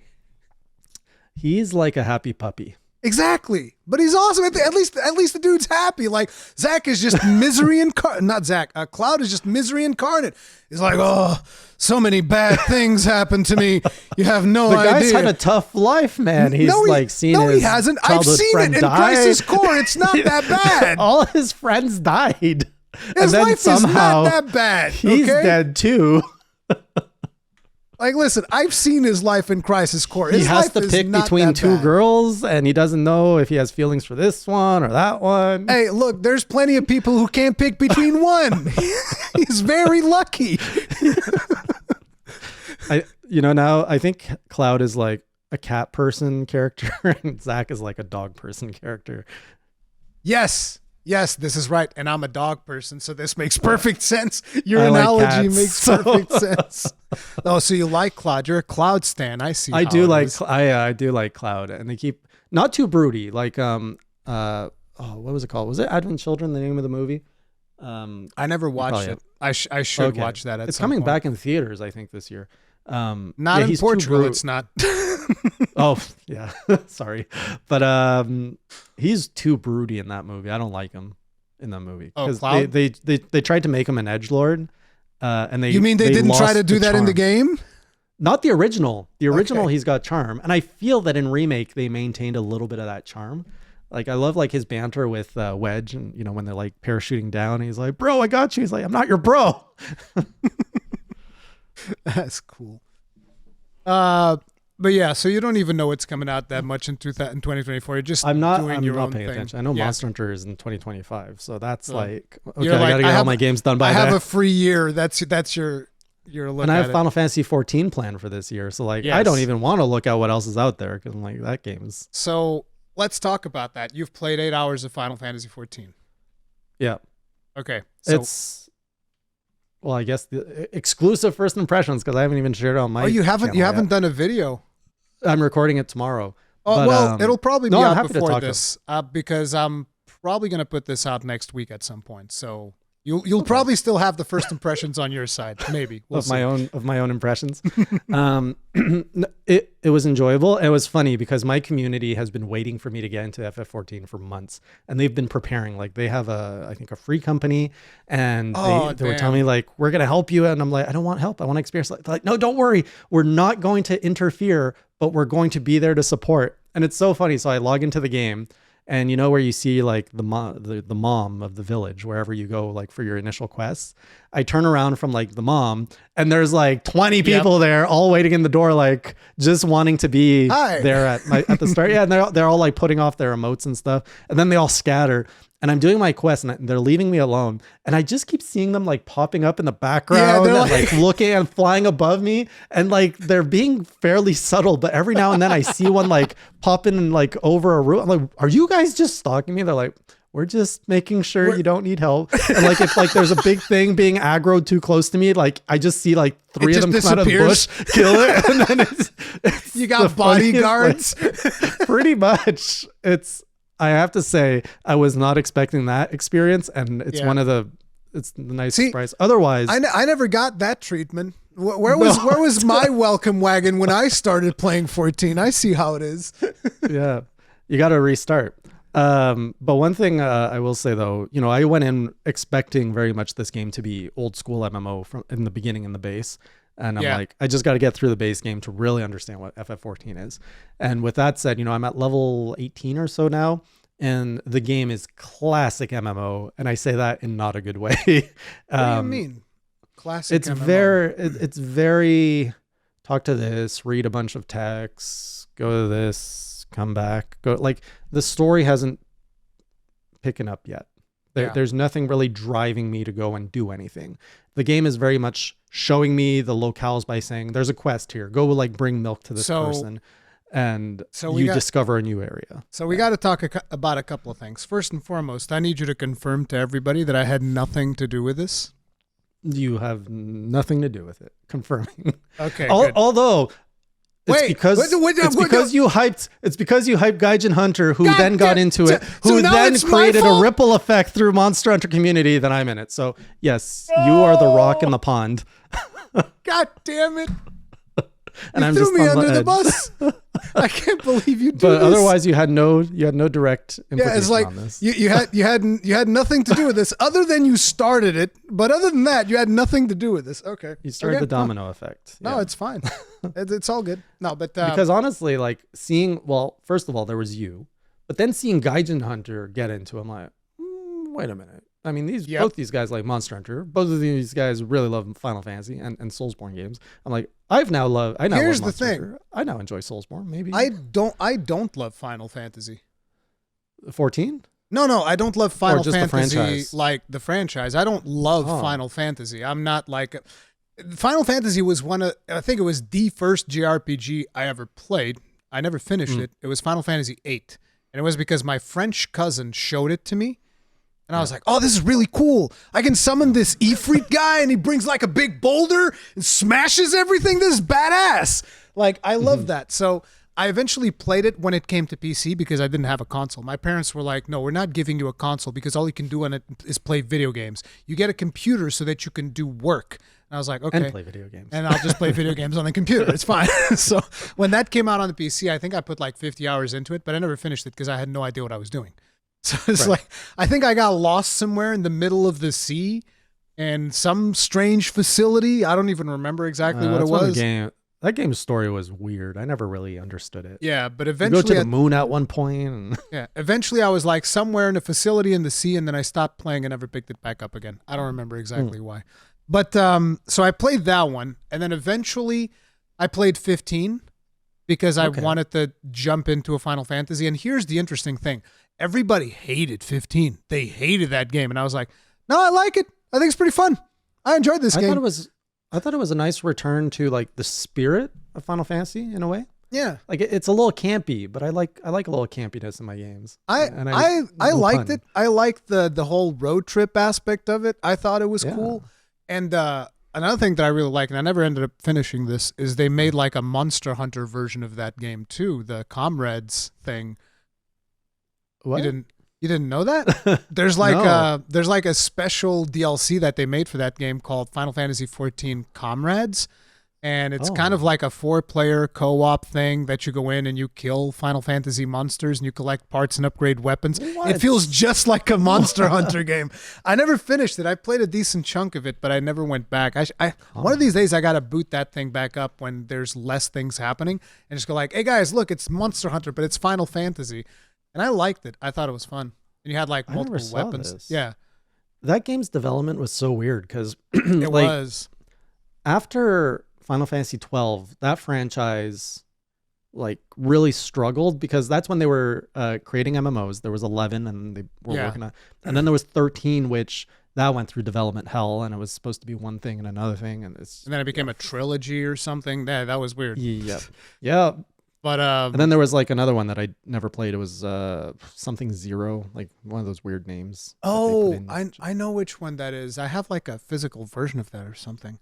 Final Fantasy something zero. No, I remember what that was. I played a little bit of that. It was cool. That one was good actually. Mm. But yeah, so I played 15. I liked it, and a lot of people were like, "Oh no, this is terrible." And then eventually I played 14 because I got to a point where I was trying to get back into World of Warcraft, and I remember because I was streaming on Twitch. I was trying to get back into World of Warcraft, and eventually one day I was like, "This game is dog shit." I was so mad. It was during Battle for Azeroth because I didn't like a lot of the systems that they had put in the game. And I was like, this is it, guys. I'm quitting MMOs forever. I'm never going to play another MMO ever again. I'm Wow. done. And people were like, no, before you do that, you have to try out Final Fantasy 14. I was like, okay. And so, yeah, I started playing that in 2019. And I was like, oh, wow, this game's amazing. Oh, pretty recent. Yeah, Because the game had evolved quite a bit by then. Yeah, I played it when it came out, the Realm Reborn version, not 1.0. So I played it in 2013 when it came out, and I was playing it all wrong because I was doing the thing that I told you not to do. See, I needed somebody to tell me not to play it like You were that. doing all the quests. I was doing all of the quests. I was going out, gathering all the quests, coming back, turning them in, doing it again and again. And eventually I was like, bro, I'm so sick of this game. God damn, this is terrible. And so I got really tired of it and I stopped playing, never picked it up again. But this time around, people told me, no. Just do the main quest. Screw all this side quest stuff. Just do the main quest. I was like, okay. And so I did that and I was like, oh, this is actually pretty good. So I enjoyed it. I enjoyed it a lot. And it's good you suggested that to me because I tend to want to do all the quests. Yeah. And WoW really promotes it with their stupid Yep. achievement system. It's like crack. You're like, I got to fill this gauge. I got to do all of it. Yeah. I haven't found the screen yet in Final Fantasy for the achievement. By the way, the UI feels so like old. It's because you find can fully customize it though. That's the thing. The UI is actually very advanced because you can do almost anything that you want. Like you look at two players and their UIs will be completely different. Okay. Yeah, I did see that like you can open up basically like a map and you can just put everything wherever you want and do whatever. It's super So- easy. You just press escape and go to HUD layout. Like that's it. There's like strip an option there, HUD layout, and you can just drag stuff around. It's super easy. So yeah, I've been pretty much blocking off all the side quests in 14 and just doing the main quest has let me level up. And even just doing the main quest right now has felt very fetchy, right? Yeah, it It's- is. At the beginning it is. So that's the other thing that we got to talk about. What was your starting job? I started with the Archer and I See, I played 8 hours there as you the go. Archer. See, everybody, now you guys can't tell me about your stupid ass city, that garbage ass tree hugging loving city, okay? That's why you're not having a good time, because you're stuck in Elven land. See, if you were in Limsa Lominza or Ul'dah, you'd be having the time of your life. But no, you're stuck out there with the elves, and that's what you there's get. But there's also the kitty people. Yeah, the Ul'dah. That's awesome. Ul'dah City is awesome. Oh wait, don't the cat people start? So wait, your starting town is based on your job, not On your race, job, right? yes. Oh, okay. So like archers and lancers start in Gridania. Marauders and what's the other one? I think Marauders and Arcanists. I'm not sure. Those will start in Limsa Lominsa, and then Gladiators and Black Mages. Not Black Mages, they have a different name. Gladiators and Thaumaturges will start in Ul'dah. Okay, you're saying words I don't know. So forest and what are the other two? So there's forest, desert, and port city. Is desert Monster Hunter-esque? I guess kinda. It's Ul'dah. It's where the children people live, like you said. Oh, the children people. The small people, the Lalafels. The little people, right. The Lalafels. Yeah, maybe the sea, the port one would have been a nicer. Yeah, Limsa Lominsa. That's where all the degeneracy happens, around the main Aetheryte Plaza of Limsa Lominsa. That's where all the people are ERPing and doing all kinds of crazy stuff. Do you know what ERP means? Role playing, right? Erotic role playing. Oh, no, did not know the one with the E. I have learned something new. You have tainted my innocent mind. Yeah, if you go to Limsa Lominsa, sometimes you'll see some people doing some really strange stuff. That happens.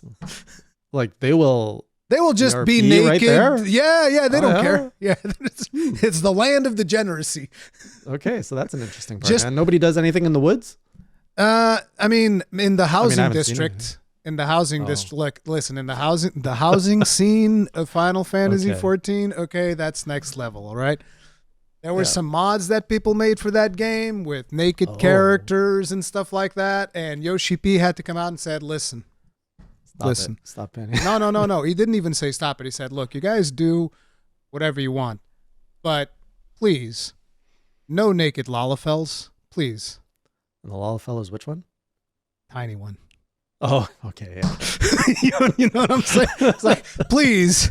I think people told me that at one point, Yoshi Peach came out and was like, guys, naked Lalafels, come on now. Let's just be reasonable here. Let's have standards. Yeah. Limits. Yeah. But yeah. So you picked the archer. The archer eventually evolves into the bard. Is that like the class that you're planning on maining? No, I wanted to stay an archer. So when I saw the costume of like when you pick your clown, I'm like, this looks stupid. Like the archer bard like outfit. And I was really struggling because I am the most vanilla character. Like in my character builder, I always pick the most vanilla character. My job class is always the most vanilla. And I told people I will try to be a little like outside of my comfort zone for Final Fantasy XIV. I ended up with a male human. I was like, okay, well, I got to do something a little different with the job. And I always do melee. So I'm like, okay, let's try archer. And then they're like, oh, that evolves into a bard. I'm like, well, maybe I just won't evolve it into a bard. No, you can't do that. I mean, you can. Oh. There's a lot of players that do that.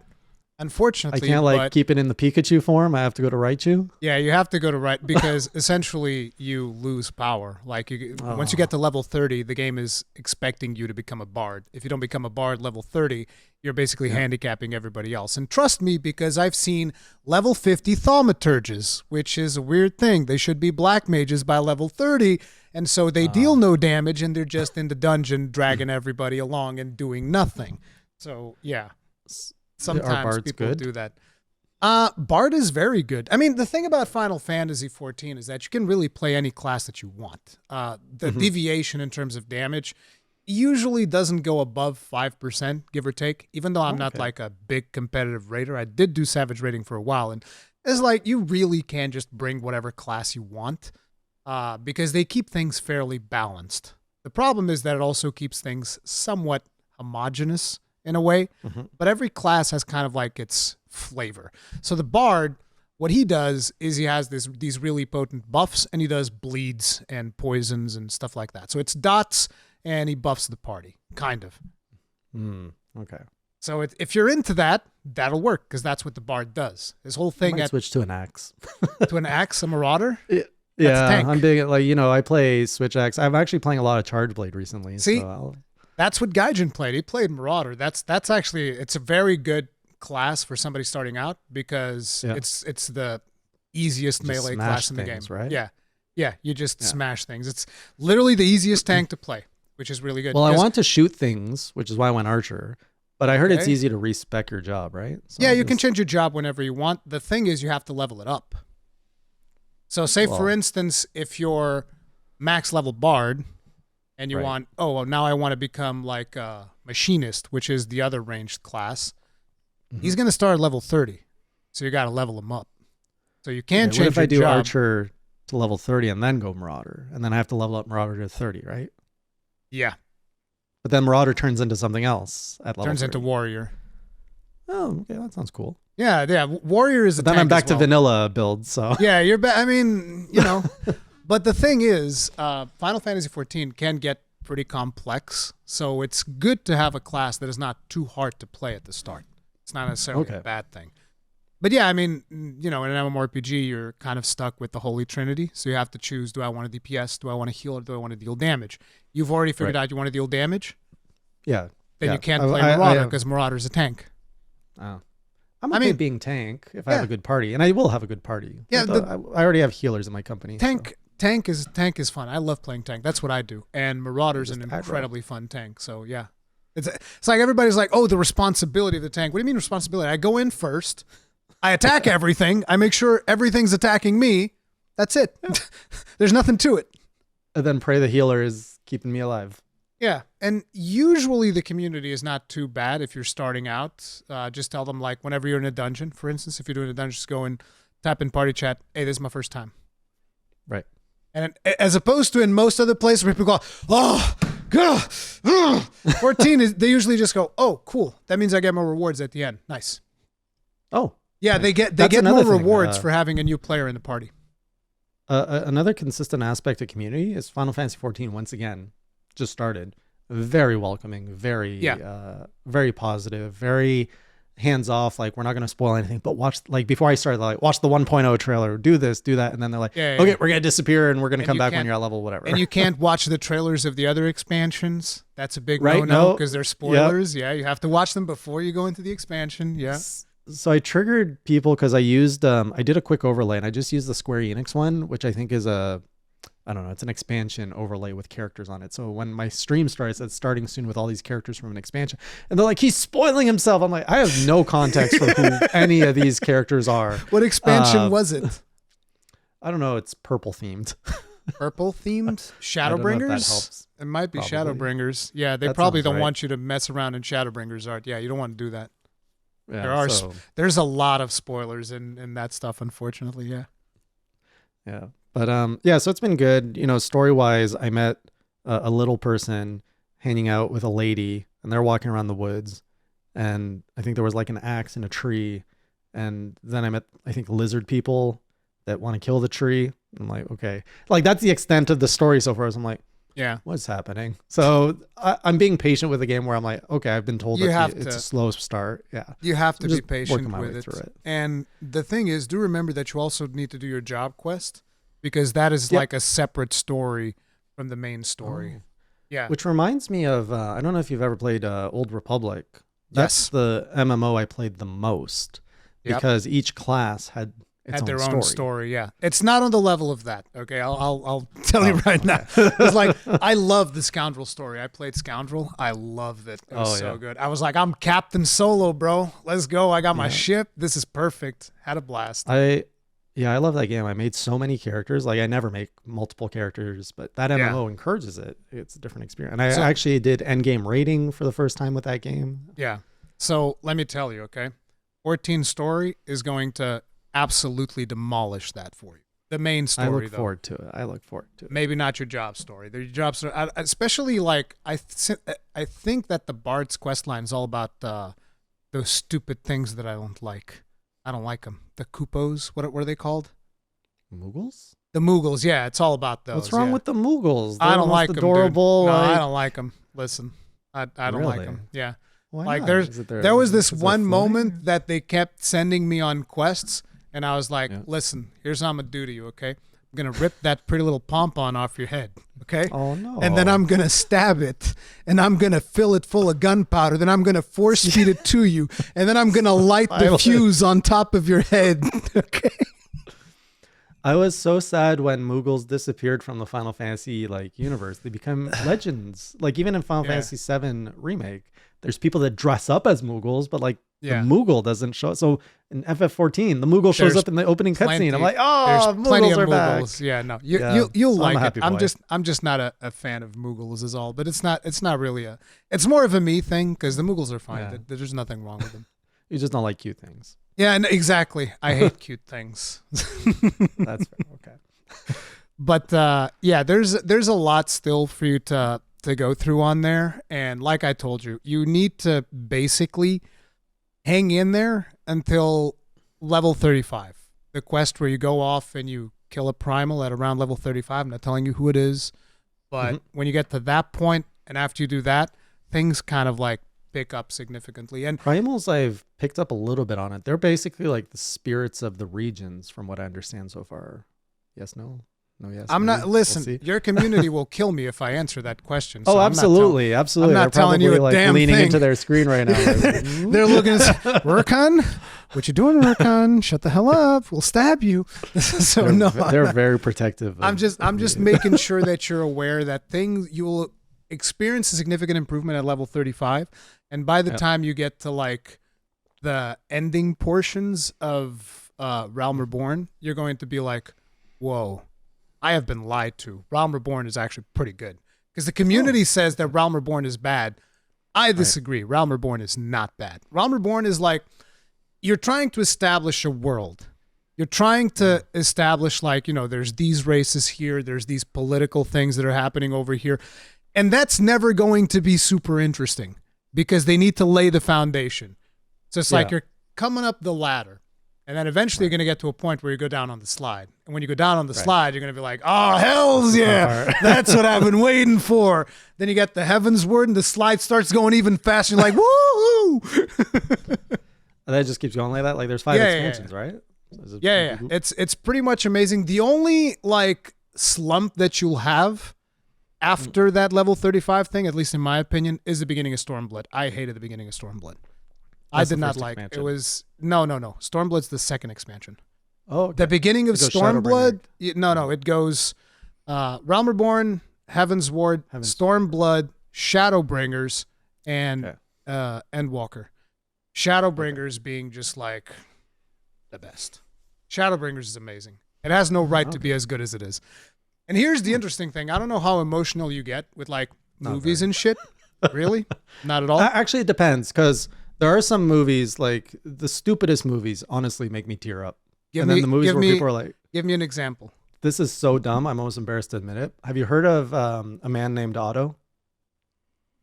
No. I mean, interestingly enough, I saw a post about that recently where it was a scene where he saves somebody from getting hit by a train and then puts himself in front of the train. I don't remember that part in there. It's basically the story of an old man who lives alone and who's grumpy, and then you learn why he's grumpy and stuff. And that got you emotional. I resonate with the grumpy.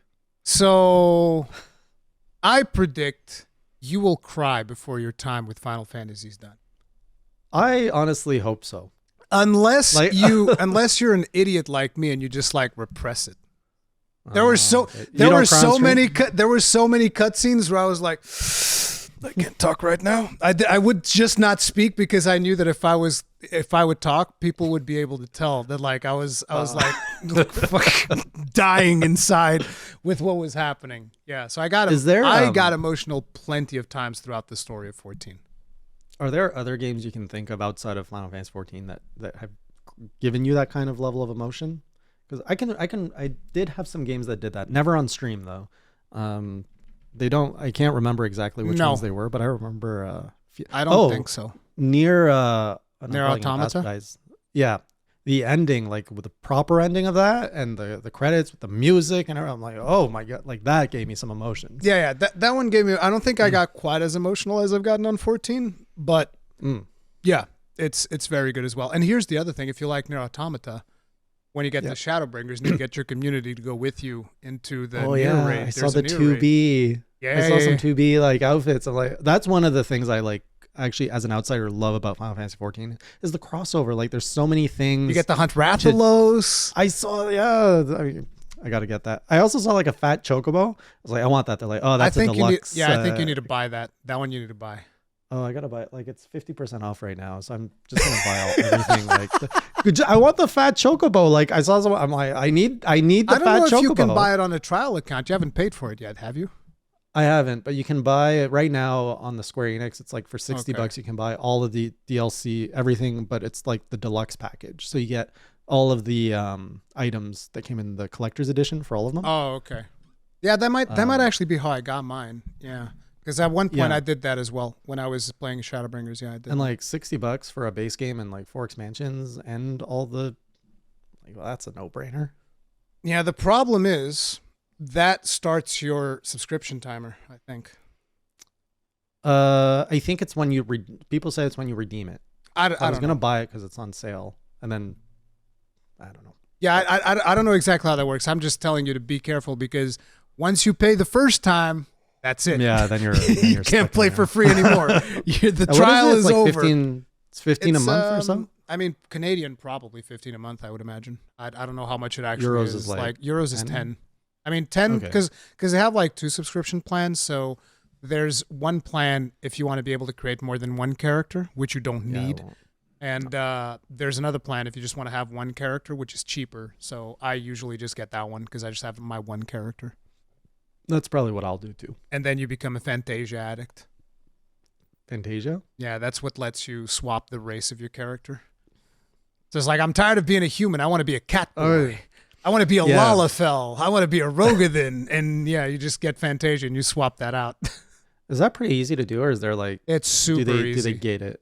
Okay, so they encourage you to swap races. I mean, it's super easy, but you pay it. You pay for it. You become a Fantasia addict. That's what that means. You buy it like it's $8 a hit. That's not too bad because there's only like, 5-6 races, so... Yeah, you can swap between them whenever you want. So it's like the idea is that you're never really locked into anything almost. The only thing is that it takes time to unlock other things that you might want. That's it. Can you gender swap too? Yes. On the fly? Also Fantasia stuff? Yep. You can do all of that. You can become a hot cat girl if that's what you want, or a hot gives a lot of freedom for the RP, yeah. Oh yeah. People love that, dude. Why do you think I said Fantasia addicts? Cast spell, change your gender, do whatever. Dude, you need listen, to do. they even sell that in bundles because they understand how it works. So, I mean, at least they know their community. They'll like bundle up 5 of them and give you a little bit of a discount. Okay. I'll have to journal my adventure through that. What is ERP? Let's see. And I will totally blame you for this one. Oh no, I got nothing to do with that. I don't even know that much about that scene, but I know that like because I follow Preach, who's another content creator, and he would go to like all of these nightclubs. I'm not talking about ERP, but like straight up nightclubs. And you go to a nightclub, and it's not about erotic roleplay. It's just like straight. They'll have a professional DJ like on Twitch. And so the idea is you tune in to the Twitch stream, and so you'll hear the music, and then you'll be in the club with everybody else, and everybody's listening to the music, and there's a professional DJ, and people are dancing and emoting in the game, and they're having conversations. So there's like an actual, like there's a lot of people that pay the monthly fee, and they don't actually play the game. They just hang out. They just socialize. That's it. That's their thing. It's like the metaverse already exists. Yeah, exactly. There is like a mini metaverse in 14, but yeah. Anyways, we need to stop talking about need to stop talking about 14 before people start like, here comes Rurikhan selling 14 again. God damn it. I know it's already sold. Yeah. Although I didn't buy it yet, but people have told me that that's my strategy. Like I get all of the Monster Hunter creators to get addicted to 14, and then I have the market all to myself. You're the peddler. You're like, well, you like this monster business. I also have other content. I'm basically like taking out the competition. That's the sentiment. You see, well, you're making me play. I'm like, well, okay, we got similar audiences. If I want to like play in this space, I gotta do the FF14. I gotta get the Trinity, right? Dark Souls, Monster Hunter, Final Fantasy 14. If anything, I wish I could get more people to play Soul Sacrifice, but that's not gonna happen. Wait a minute, I think that one is on my backlog. Soul Sacrifice. I mean, not unless you have a PlayStation Vita, it's not. Nope, I definitely don't. Never mind. This is not the one I was thinking of. Dragon's Dogma 2. We didn't even talk about that, but that's coming out this year. Oh yeah, you've played the first one? I did. That was a pledge I did. I wasn't even aware beat of it that. last year. You beat it last year? It was fairly quick. Yep. I played through my first playthrough, and now I'm doing it again because I was like, what the heck just happened? Let me do that again. Yeah, the story is a bit Yeah, it's a bit mind twisty. It's- Japanese mind twist. It had so much potential, and I know everything can be blamed to the development background of the game. Because when the game starts getting good, it's like, and we're gonna wrap everything up now. Yep. And I'm like, what? Yeah, it What was happened? weird. There was a lot of ambition there, and it wasn't fully realized. Did you play Bitter Black Yeah. Isle? No, that's I'm doing that on my second playthrough now because Oh, I've okay. changed my class. Because I originally went in with the mage knight where you can like cast a fireball and like smash it with your sword and then it like shoots Mystic things. Knight. Yeah. Mystic Knight. So I did that, and now I'm restarting as a range character, so I'm like shooting things. So again. you are going to be playing Dragon's Dogma 2 when it comes out this year. I don't know if I'm going to do it at launch, just because it lines up with when I'm in FF14 probably. And I also like the people like to see my reaction after they've played it. So I find it's always better if I Okay. play things after Afterwards. most Yeah. people have played it. Yeah. But I will get into it because it looks like it's the same game, but fleshed out. Like to what I understand, it's a prequel. So like story wise, It's not a prequel. Who says Oh, it's a prequel? no, not a prequel. An alternate like Yeah. timeline. It's an alternate timeline. It's an alternate universe, so to speak. Kind Yeah, of like so they can different do one. whatever they want, but it looks Yeah. like the gameplay is pretty much the same, which that was the best part of Dragon's Dogma was the Yeah. gameplay. The gameplay was awesome. Yep, agreed. Yeah, climbing an ogre and then stabbing him. It was so fun to see like IGN put out some recent news, some recent like gameplay, and as I'm like watching the gameplay, I was like, oh, see these ogres, they used to like drop kick you right in the face, like especially when you're like down like this, and then comes the ogre just drop kicks the dude in the face, it's like boom, and I was like, oh man, I wasn't even watching this, what the hell? So yeah, That was one of my disappointments with the first one was the fights were so fun. I was getting ready like for that Monster Hunter buffet of okay, here are all the different fights. And I mean, we're done. The thing is, if you just follow the story, you're going to miss out on a lot of them because a lot of them were like side quests and they were hidden away in caves and stuff like that. But there's probably a lot of Yeah. monsters that you didn't fight. And Bitter Black Isle does a much better job of showcasing stuff like that. So you're going to have a much different experience when you jump into Bitter Black Isle. The thing is, Bitter Black Isle is also much more linear. It's like, hey, it's like, you ever played Diablo 1? Yeah. Bitter Black Isle is kind of like that. You're just going down. You're just going down the thing, and the lower you get, the worse it gets, and that's kind of like the overall vibe. Right. But yeah, it's good. Like hydras, griffins, and then setting them on fire and it burns their wings. I'm just like, oh my god, like this is the game I wanted 10 years ago. And it's funny because it was there 10 years ago. I just didn't know about it. Have you been seeing the whole Return to World campaign that Capcom's been doing? Yeah. And then I saw you do it and I was like, oh, I went back and I did like a one stream just to like scratch the itch. I went all the way to Anjanath with a charge blade because I had never done charge blade before. But it's a great I'm seeing everybody go back right now. It's great. It feels friggin' fan. It's funny though, because basically what did Capcom do? They're like, hey guys, what if we all just went back and played Monster Hunter World? And people are like, you know what? This is a really good idea. Why don't we go and do that? And it's been crazy just seeing like the player counts. Like, have you seen the highest number that we've seen so far? No, but I saw someone in my Discord say the player count is higher than when they added Alatreon to the game, which that was before my time. It might be. I'm actually not 100% sure, but like the highest peak that we've had is like 163,000 concurrents on Steam. Which that's concurrent. Like 80, 90. No. 163,000 concurrents, which means that, actual players playing is probably in the millions. And then you also have console players that are not counted towards Steam. It's absolutely insane. I don't think we've ever seen anything like that before on another video game. Well, it's snowballing because you have all of the, us going back, but then it's pulling it up. Like Asmongold came in because of all of this talk and hype, and like, to my understanding, he was like, "What's going on here?" And then he went in and tried it, and now he's addicted, and it's just really fun to see. It's actually funny because I've been reacting to some of his hunts, and I pepper in some tips throughout the hunts, and I constantly have people coming in. It's like, "Oh my god, I learned so much from watching this reaction. I just came for the entertainment, but I learned so much from this video." And I was like, "Yep." I'm using it as like a vehicle to teach people how to play the game. That's great. Would you follow Asmongold before? Or like, Oh is yeah, this yeah. journey No, of his pulling? I've followed Asmongold for a long time. I like his content because he's like Oh yeah, because he was World a of WoW Warcraft player. guy. Yeah, and so I was just like following World of Warcraft from afar, vicariously through Asmongold, and just listening to how bad the game has gotten. And so he's a greatsword, right? He's using the greatsword in his playthrough, and I think he's in Iceborne now. So it's funny though because there's a lot of mechanics that he still doesn't know about, and so people get real. Yeah, it's normal, but people get really upset. And the thing is, see, when you have a stream like yours, you can actually read what chat is saying. He's got like 30, 40,000 people. and I actually paused it at one point during the Rurikhan fight, and it's like people were teaching. He died to the dive. Oh yeah, the dive bomb. And people were like, get more defense. Like, get defense boost. I don't think that's Superman died. Yes.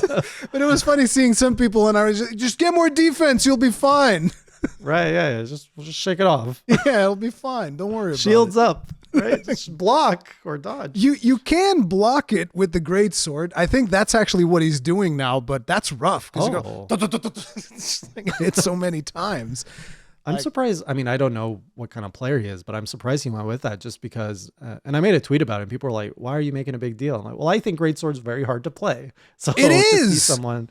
Yeah, that's the thing. Like a lot of people think, oh, greatsword, unga bunga weapon. Yes, but you need to know exactly what the monster's going to do at any time so that you can prepare a TCS. So timing specific. So if you don't know that, you're going to suck with it. So the fact that he started with it and stuck with it, I think it actually speaks. And the fact that he got the Rathian in the escort quest, like that requires a certain type of mindset. Yeah. Like to be like, oh, I'm going to try this. And then, this monster that's clearly not supposed to be fought right now. It is. It's tradition. I don't understand yet. It's supposed to be fought. It's tradition. That's what you do. In my second playthrough, I ran away from him. I'm like, I'm not trying this.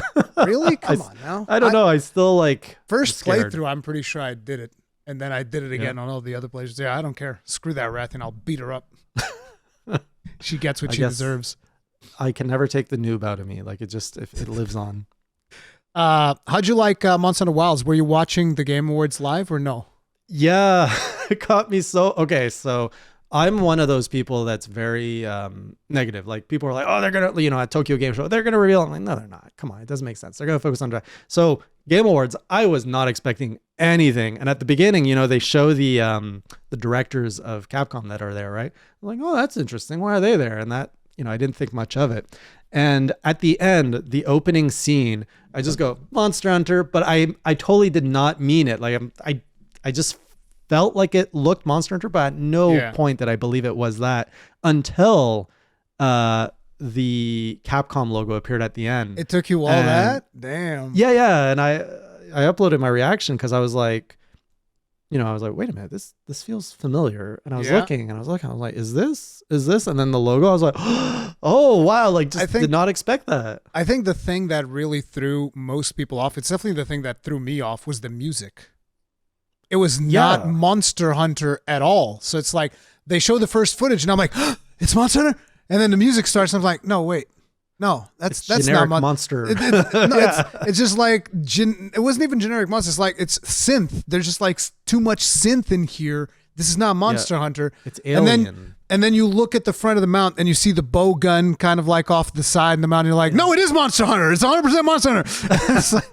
And then it was just like weird trying to see everything that was happening with like the just the density of monsters that we had in there. It was crazy. Yeah. See, I didn't notice the gun in the first watch. Like, I was focusing on the sword. I was like, is that a great sword? But it was too, like, slick. I was like, oh, that's cool. I'm like, looks This small, is just a game that wants to be a Monster Hunter game. Yeah. But then it kept, like, oh, no, everything feels... I don't know if you saw this video. There's a guy who reacts to music, and he's a Monster Hunter fan. Davi Vosk. Yeah, he's been in the podcast. He's awesome. Oh, awesome. Yeah, Adam. Yeah, because he specifically mentioned how that, like, synth... in the Monster Hunter, he's like, that doesn't belong. Yeah, I'm stealing that analysis from here. I knew. What? Sorry. I also felt the music didn't belong there, but I'm stealing the synth part from him. Like I'm stealing that. Okay. I'm stealing. I was like, this sounds familiar. Yeah. Yeah. So I'm very hopeful for what it does look like it's going to be an open world game. Like, it's wild. It's doing the same thing as every other open world. Showing the character from the back and then showing the world. So it's highly suggestive of an open world game, which seems to be dividing people. Because that was part of my wish list. I wanted the next Monster Hunter game to be open world. A lot of people were against it. Yeah.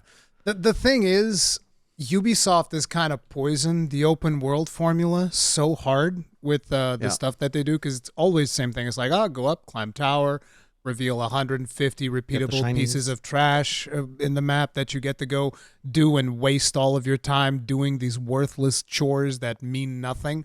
And I feel like a lot of people are just hesitant because of that. And I'm hoping that that's not what Capcom's going to try and do.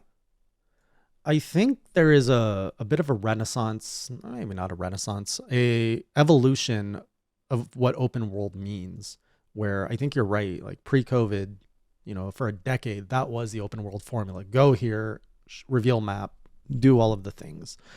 But I don't know. I'm getting a sense that open world can mean a lot more. And, the fact that I think the game showcased weather patterns seems to be a big, aspect. The fact that the weather is changing dynamically. The fact that we saw a herd of monsters, and not just a herd of, herbivores, but a herd of aggressive monsters. It's like, are we going to have more than 3 monsters on the map? Potentially. Yeah, it's like those monsters, for me, my theory is that they're introducing a new class of monster. Like a medium-sized monster, and it attacks in herds. Because, they're not big enough to be a large monster, I feel like. They look like Gosarag, but at the same time, they're way too small to be Gosarag.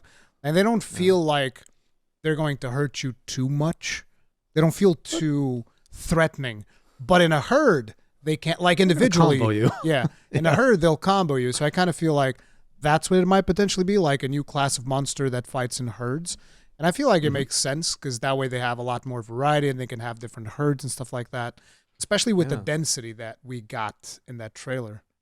Well, and it's funny, in Monster Hunter 1, the herd mentality is actually a thing I experienced there, because you got all these little, the raptor monsters, and they always attack in 5 or 6, and it's the most ridiculously frustrating thing, because everywhere you go, no matter what happens, you are getting ganged on by either it's 5-6 raptors, 5-6 mosquitoes, 5-6 cats, 5-6 cats with bombs. Yep. There's no place in Monster Hunter 1 where you're ever just alone with the monster. It's always, nope, bring on the party. So I think if they maybe take that seed of thought that they had in the original game, but then polish it so it's not so frustrating for a modern game, there could be something there that creates a different experience. Interesting. I wasn't even, I didn't even remember that. Now that you mention it, my friend. Yeah, it's trauma. You blocked it out. It's okay. No, I didn't block it out because I never experienced it to begin with. My friend experienced it, and I was like, I don't care about it. And it's one thing I feel in Monster Hunter Rise and even World, I feel the small monsters have been put to the side so much. They're not really threatening, to the point, even 3U and 4U, the small monsters get in the way of your hunts, where I think World and Rise was too much one-on-one, and I think that they did lose a little bit of that ecosystem aspect to the fight. Except when you get a Bullfango just coming at you out of nowhere. Slam! But in World and Rise, was that?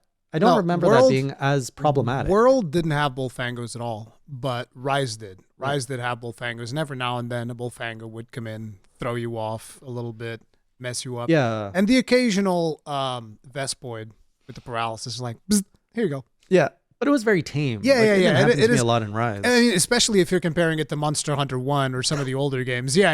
It was very tame compared to the older games. You actually have to kill. Go back to that. You actually have to kill the monsters in the older games. Otherwise, it's too annoying to even continue hunting. Yeah.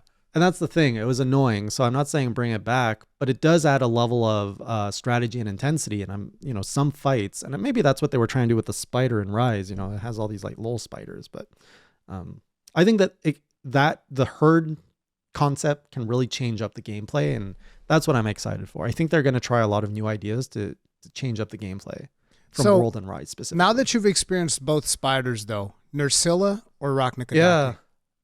Well, I just fought Nursilla yesterday, and she holds a special place. I really love the Nursilla fight.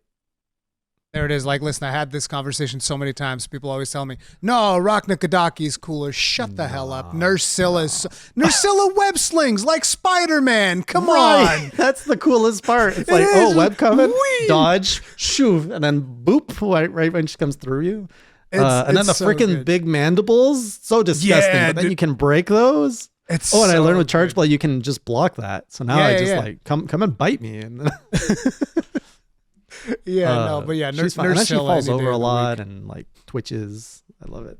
I loved like the whole thing about her walking upside down on her little web and stuff, and you got the verticality of the webs and all of that. Yeah. That was one thing, yeah, that was very unique to 4U. I don't think they did that. I say No. 4U, 4U. Yeah. That whole 2-level system, because there was also Ketchawacha? Ketchawacha. Yeah. Chawaka? Ketchawacha is so good. You bust his face open. It's so satisfying. He does his yeah. little, he kills him, puts his little flaps down. And you're like, I'm going to break that. I don't care. Yeah. So like those mechanics of jumping up and down is, I'd love to see that too in a while. It's like more of that environment stuff. Another thing I love is in World, when I first fought my Engineath, I had to get, I feel World really made you use your environment. Like, are there stones I can like drop on this monster? Hiding and all these things, more so than in Rise, even though Rise did have those, it just felt more integrated in the ecosystem of World. I hope we see that in Wilds as well. Yeah. Come back to Wilds. Lightning rods. What you think about those? I didn't have much to think. I think I saw a theory from Gaijin. I'm like, yeah, this seems to play a bigger part than I would initially would like to believe. It's weird because the monsters are attracted, like they are built for an ecosystem of lightning. Yeah, because you Right. have like the herds, and you have the dudes in the middle of the herds with the spikes that will absorb Protecting. the lightning. Yeah, protecting the Part rest of of the the herd. ecosystem. Yeah. Yeah. It's really cool evolution. It is. So that's gonna be a lightning map, and yeah, we're gonna have to fight Zenogre there. I bet you. My biggest thing is always wondering: did we put those lightning rods there, or were the lightning rods already there when we got there? Because there's no vision of like a hub or anything like that at all. Oh, that's a good point. Yeah. Because What do you think of Go the ahead. shape though? That shape at the end, the like broken circle that you see in the mountain. Right. Gaijin was saying something about the roller drome. I haven't really thought too much about the shape of the mountain. The one thing that I know, not that I know, but that you can tell is that that's not a naturally occurring thing. Like mountains don't erode and get that shape.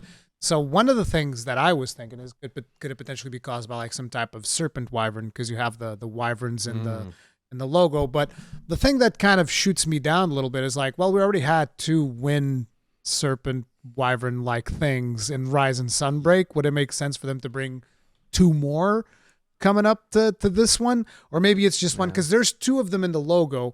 So maybe it's just one, but it changes phases, and maybe like the yellow, more normal looking one is the way that it looks normally. And then the darker one is like its second phase when it enrages or something like that. And you get the lightning coming through the map. And maybe that's why it's caused. I don't know. I've thought a lot about that, but that could be something like a wyvern going through a mountain and it causes it to become like that. But again, it's just like heavy speculation. I have no idea what it actually is. Right. So you think with the whole lightning rods, you're saying it's either like an ancient civilization, and maybe we're coming back to it, or we're now expanding the frontier, and like Both. these are I think we're expanding the frontier, and I think that there was somebody there before us. Because I also think it takes place in the New World. Do you think it takes place in the New World? Oh, absolutely. I think that's why the whole campaign Return to World is intentionally made. See, God damn it. See, that's exactly what I said. That's a marketing play. Yeah, that's exactly what I said. And everybody's telling me, no. They just want people to play Monster Hunter. And I was like, no, it makes sense. They even said it's prepared to get ready for Wilds, play Monster Hunter World. It's they're not saying play Generations. Yeah, they're not saying Rise. play Rise or Sunbreak. They're like, in order to prepare for Monster Hunter Wilds, play Monster Hunter World. And so there's that to it. There's the slinger. There's the scout fly cage. There's them using the exact same font in the name of the Monster Hunter game, which if you look at, for instance, the font in Rise and Sunbreak, it's different. So there's just like so many elements pointing that it's in the new world. And I still have people tell them, no, that's all a coincidence. And it's like, okay. No, I think it's in the new world for sure. I think it's an unexplored section of the new world. Potentially like another Zora Magdaros exploded somewhere else and created like a huge landmass. Who knows? But yeah. Right. It does look like, it looks very desert-like, which is, I don't know if you associate deserts to Monster Hunter, but especially after 4U, where they like really lean into the desert theme. Sand ships. There's a lot of sand things that should be in water, but in Monster Hunter universe, it's just in sands. I really like that, and I feel that they never really properly leaned into it. So this could be the kind of opportunity. Like if this is basically like 4U and World somehow weirdly like mashed together, the world of 4U with the gameplay of World. Oh my god, that'd be. Oh my god, that'd be so good. That'd be so good. Bring back the Guild Marm. Like, let's go. Yes, characters like that. Although that's hard because I feel if Guildmarm was voice acted, she wouldn't be as charming. True. And I don't think that they would go back to non-voice acting, which is a shame. No. You need to have voice acting. I don't know. You 100% need to have fully voice acted nowadays. But I do think it's in a new world. Do you think that when we're talking about open world, do you think it's almost like imagine Monster Hunter World, and you get to basically go from the ancient forest to the Wildspire wastes? Or do you think there's still a loading screen in between and the maps are just bigger?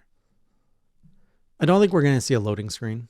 I think they'll be hidden in of way. Course. Yeah. But I think that there will be regions similar to Breath of the Wild and Tears of the Kingdom, how, it's an open map, you go where you want, you teleport, but they're distinct ecosystems, right? So if you want to go to the forest, you go to the east side of the map or wherever it is. If you want to go to the sand. Mm-hmm. Do you think we walk into the hub, or do you think we load into the hub? That's a rough one, you right? Walk. Yeah, I think you walk into the hub. I think it'd be really cool to have that level of immersion, just walk into the hub. Like it's not a deal breaker. None of this is a deal breaker. If the game comes out and it's exactly like World, none of this is a deal breaker for me. But I'm just saying, like, it'd be so cool to have that level of like, I just walk into the hub. I'm trying to remember in Wild Hearts, do you walk into the hub? Or I know that like no, afterwards, there's a loading. There's a loading screen. Yeah, because I could see it as you can walk in, but then eventually, like through just the gameplay optimization, you just as a player choose to like load into the zone you want. Like, you'll just travel instantly. No. But there's a loading screen in that game. Okay. There is one thing that they do in Wild Hearts that I would very much like to see in Monster Hunter at some point, which is one of the fights, the monster straight up goes to the village in Wild Hearts. It straight up attacks the village and you fight in the village. Is that the big rock monster or is it later? No. It's much, much later. It's in high rank. Oh. Okay, it's like one of the later monsters like that. So you fight the monster throughout, like the arena is the village? Yes. Wow. You're actually fighting it inside the village, which is really cool. I thought, like, unfortunately, there were all these technical problems and slow ups and made it very frustrating. But I just like the concept of them hitting you where your home is. Because, like, wouldn't it be cool to have a fight in Astera? Have a fight in Selenia? I mean, you do with speaking, Volcana. You do, but it's like in an arena. But I'm talking about like straight up in the place where the hunters are, like in the gathering hub. Have them walk in there, start thrashing about, and you have to fight it. Yeah. That would be awesome. Very cool. Yeah. And I think that would make, honestly, I would rather they invest in like a special fight like that instead of the Zora fight. You know, the Zora fight I heard took a year to develop that whole fight. Oh God, I wasn't aware of that. That's what I'm told, so I don't know if it's true. But like, instead of that resource to just do like this big hulking mass and like throwing cannons at it, it's like just have that moment where the village that you've grown attached to and like the NPCs, it's getting attacked, like, it's chaos. Yeah. And then like you can even have quests to kind of restore it, right? Which that's they didn't do one of my Wild wish Hearts. list items. Yeah. I want to see more the parts you get from Evolution? monster, not just building your armor, but like Oh. let me customize my town. The village, yeah. How I want. Yeah. I think that's pretty Like, cool. oh, you know, I've been doing a lot of Rathian hunts. Let's make this village full of Rathian scales. Like, why not? A shack of Rathian scales. See, you know, that's actually something that players have made in Final Fantasy XIV. I mean, it's all kind of like scripted, but there was an event where, because of some of the events that take place, there's a place that gets a little bit smashed up. And so they did this whole thing where the players with like crafting professions actually go and they participate in rebuilding it. And as players achieved objectives, the place would get more and more rebuilt over the different patches. Oh. Yeah. Yeah. And eventually I like it became a housing district. And so now you can actually just straight up buy a house there if you want to. Yeah. Oh, I didn't realize there was that backstory to that. To Yeah, those, yeah. housing districts. That's very cool. And I feel like, yeah, Monster Hunter can lean more into that because it fits the message. You're a hunter. Yeah, and You're protecting the village. You're helping the villagers, and you're helping through gathering and through hunting. And, you know, what better way to maybe make mushroom hunting a little bit more rewarding than, hey, you're not just doing it to get zennies or to get a check mark, but you're doing it because if you get enough mushrooms, I don't know, you get a mushroom house. yeah, like some type of customization that you get to do in the village. I think that would be very cool. Not just your room, but like the village itself changes. And maybe you even get a say in it because like, hey, I'm the lead hunter, I'm the ace hunter, whatever. We need this facility because this is going to do this thing for me. So let's go. And everybody has different villages depending on the place that you go to.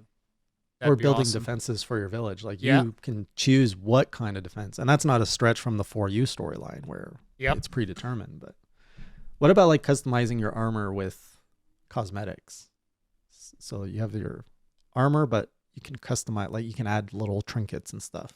I mean, the thing about that for me has always been you don't really see it that much.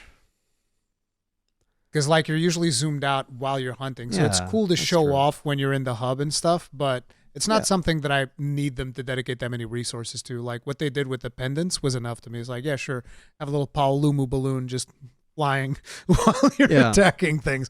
But I'm hoping more of that is unlocked through gameplay. Because I feel like with Iceborne, they went too far with the amount of customization they were selling in the store. Because, like, there's a lot of stuff that you can do to your room, but, like, 80% of it was in the store. Right.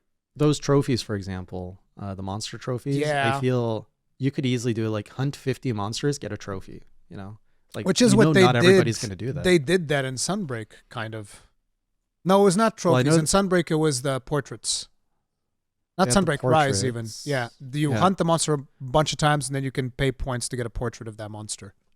Right. And then there was a little bit of statues of some. Those were RNG, I think. Oh, right. Through the lottery system. Yeah, the lottery system, which you were always like, oh, give me a new statue, give me a new statue. Stupid lottery. I didn't get a statue again. God damn it. Yeah. There's a lot of potential. And I mean, it's not that far away to wait for the first trailer. It's like 6 months. 7 months till the first trailer. I mean, the first proper trailer we're gonna get news in summer. So yeah, 6 months. Yeah, 6 months. Because I was thinking in terms of spring, but no, it's summer. It's like 6 months. I'm just curious, what are they going to announce at the 20th anniversary? I don't think it's gonna be anything big. I want Monster Hunter 4U remastered on Switch. Now let's go. Let's get it done. I mean, easy. I mean, look, it does line up with the servers shutting down. So. How many remasters have they made of like friggin' Resident Evil? One? Oh, true. Right? You got Resident Evil 1 remastered, 2 remastered, 3 remastered, 4 remastered. Are they remastering 5? They're probably remastering 5. I'm trying to put on my like. So like, give us 4U remastered. Come on, let's go. Would that hurt the franchise though? Think about it. Like you only know World, you know Rise as a player, and now like that is a problem. New Monster Hunter, and it's like, oh wow, you are right. Really that is a problem because it's like it would be amazing for the existing players. It would not be good for the perception of Wilds if you're thinking about it from a marketing perspective, unless it's like a proper remake like they've done for Resident Evil, but that would with a different play style. Yeah, that would involve like way too many resources to develop. Right. So if they did a remake, I think it would be more of a kind of how Nintendo deals with their remakes and launches. Not all of them are like big fanfare. It's just like, oh yeah, we're re-releasing this, or it's now available on the Nintendo. Because they can't make a big deal of it. I mean, if they just do that, like, listen, give it to me like Gen U, like just give it just like Gen U. Okay, for you now it's at 1080p, 60 FPS. There you go. That I could see where it's just like, oh, we're celebrating 20th anniversary. You can play the old games, but be warned. Yeah. It'd actually be different. Cool if you just get like an HD collection of say like 3U, 4U. Yeah. Doesn't even have to be anything else. Just like 3U, 4U. Boom. Here you go. Just scaled up. Actually, 3U would actually be really important because it would introduce people to water fighting. We think we're getting water combat in Wilds. I wouldn't be surprised if they add it. I think it's a good chance. But they would have to, I think, improve the mechanics. Yes, significantly. We don't want the 3U mechanics. No. How was Switch X underwater? Was that fun? No, it was not fun. Underwater was not fun. I'll tell you though, it made me appreciate monsters like Royal Ludroth. I met him in Rise. I was like, what is this banana? He's not like this. He's worthless. And then I met him in 3U. I was like, oh, this thing has teeth. He's kicking my ass. When he goes in the water. Yeah. I'm like, okay, that's where he moves. That's his moves. Okay. Yeah. And then Golbull, I love that guy too. Oh yeah, Golbull was cool with his little shiny thing. Right. Yeah, it was cool. But outside of remakes, anything else, you're going to get the Monster Hunter Now promo. Oh, God. No. Do you know that they teamed up with Raid Shadow Legends? Yeah, I saw that. Honestly, I'm like, oh, should I go back in there? Wait, you've played Raid Shadow Legends before? I got sponsored. Okay. I got to get the money, man. Okay. No, listen, I get it. You got to pay the bills. That's exactly what I said. I was like, dude, I hope Capcom got a fat bag. Let's go. Yep. But they're going to reveal the monsters, right? The top monsters in March, from the poll, the voting that happened. So they already confirmed that. I don't think there's going to be like a game because they've closed down the Sunbreak updates, so they can't add anything to that. They're not going to add anything in the world. So if there's a game thing, best bet is probably a quiet, not too loud remake re-release. Not remake, an HD collection. Remaster, an HD collection. Remaster. Yeah. It's on Steam. Get it. Yeah. Steam, Switch. Play your classics. Multiplayer servers, just have a blast, relive the good old days. And but don't expect Wilds to be like this. Yeah, Wilds is not like this at all, guys. It's completely different. Although, if they do that, that will confirm to me that Wilds is digging into the roots and trying to bring up maybe some old concepts or elements from the old games. That'd be good in my book. I'd like that. Yeah. Anyway, I think we should wrap it up because we're coming up on like a little bit over 2 hours. Don't want to you want to keep that engagement on YouTube, which nobody's going to get this far into the video anyways, but you'd be surprised. Usually podcast listeners are committed, playing it on the side. Listen, I am super happy with the people that watch the podcast because podcast is my favorite type of content to make. I just get to chit chat about video games and it's a good old time.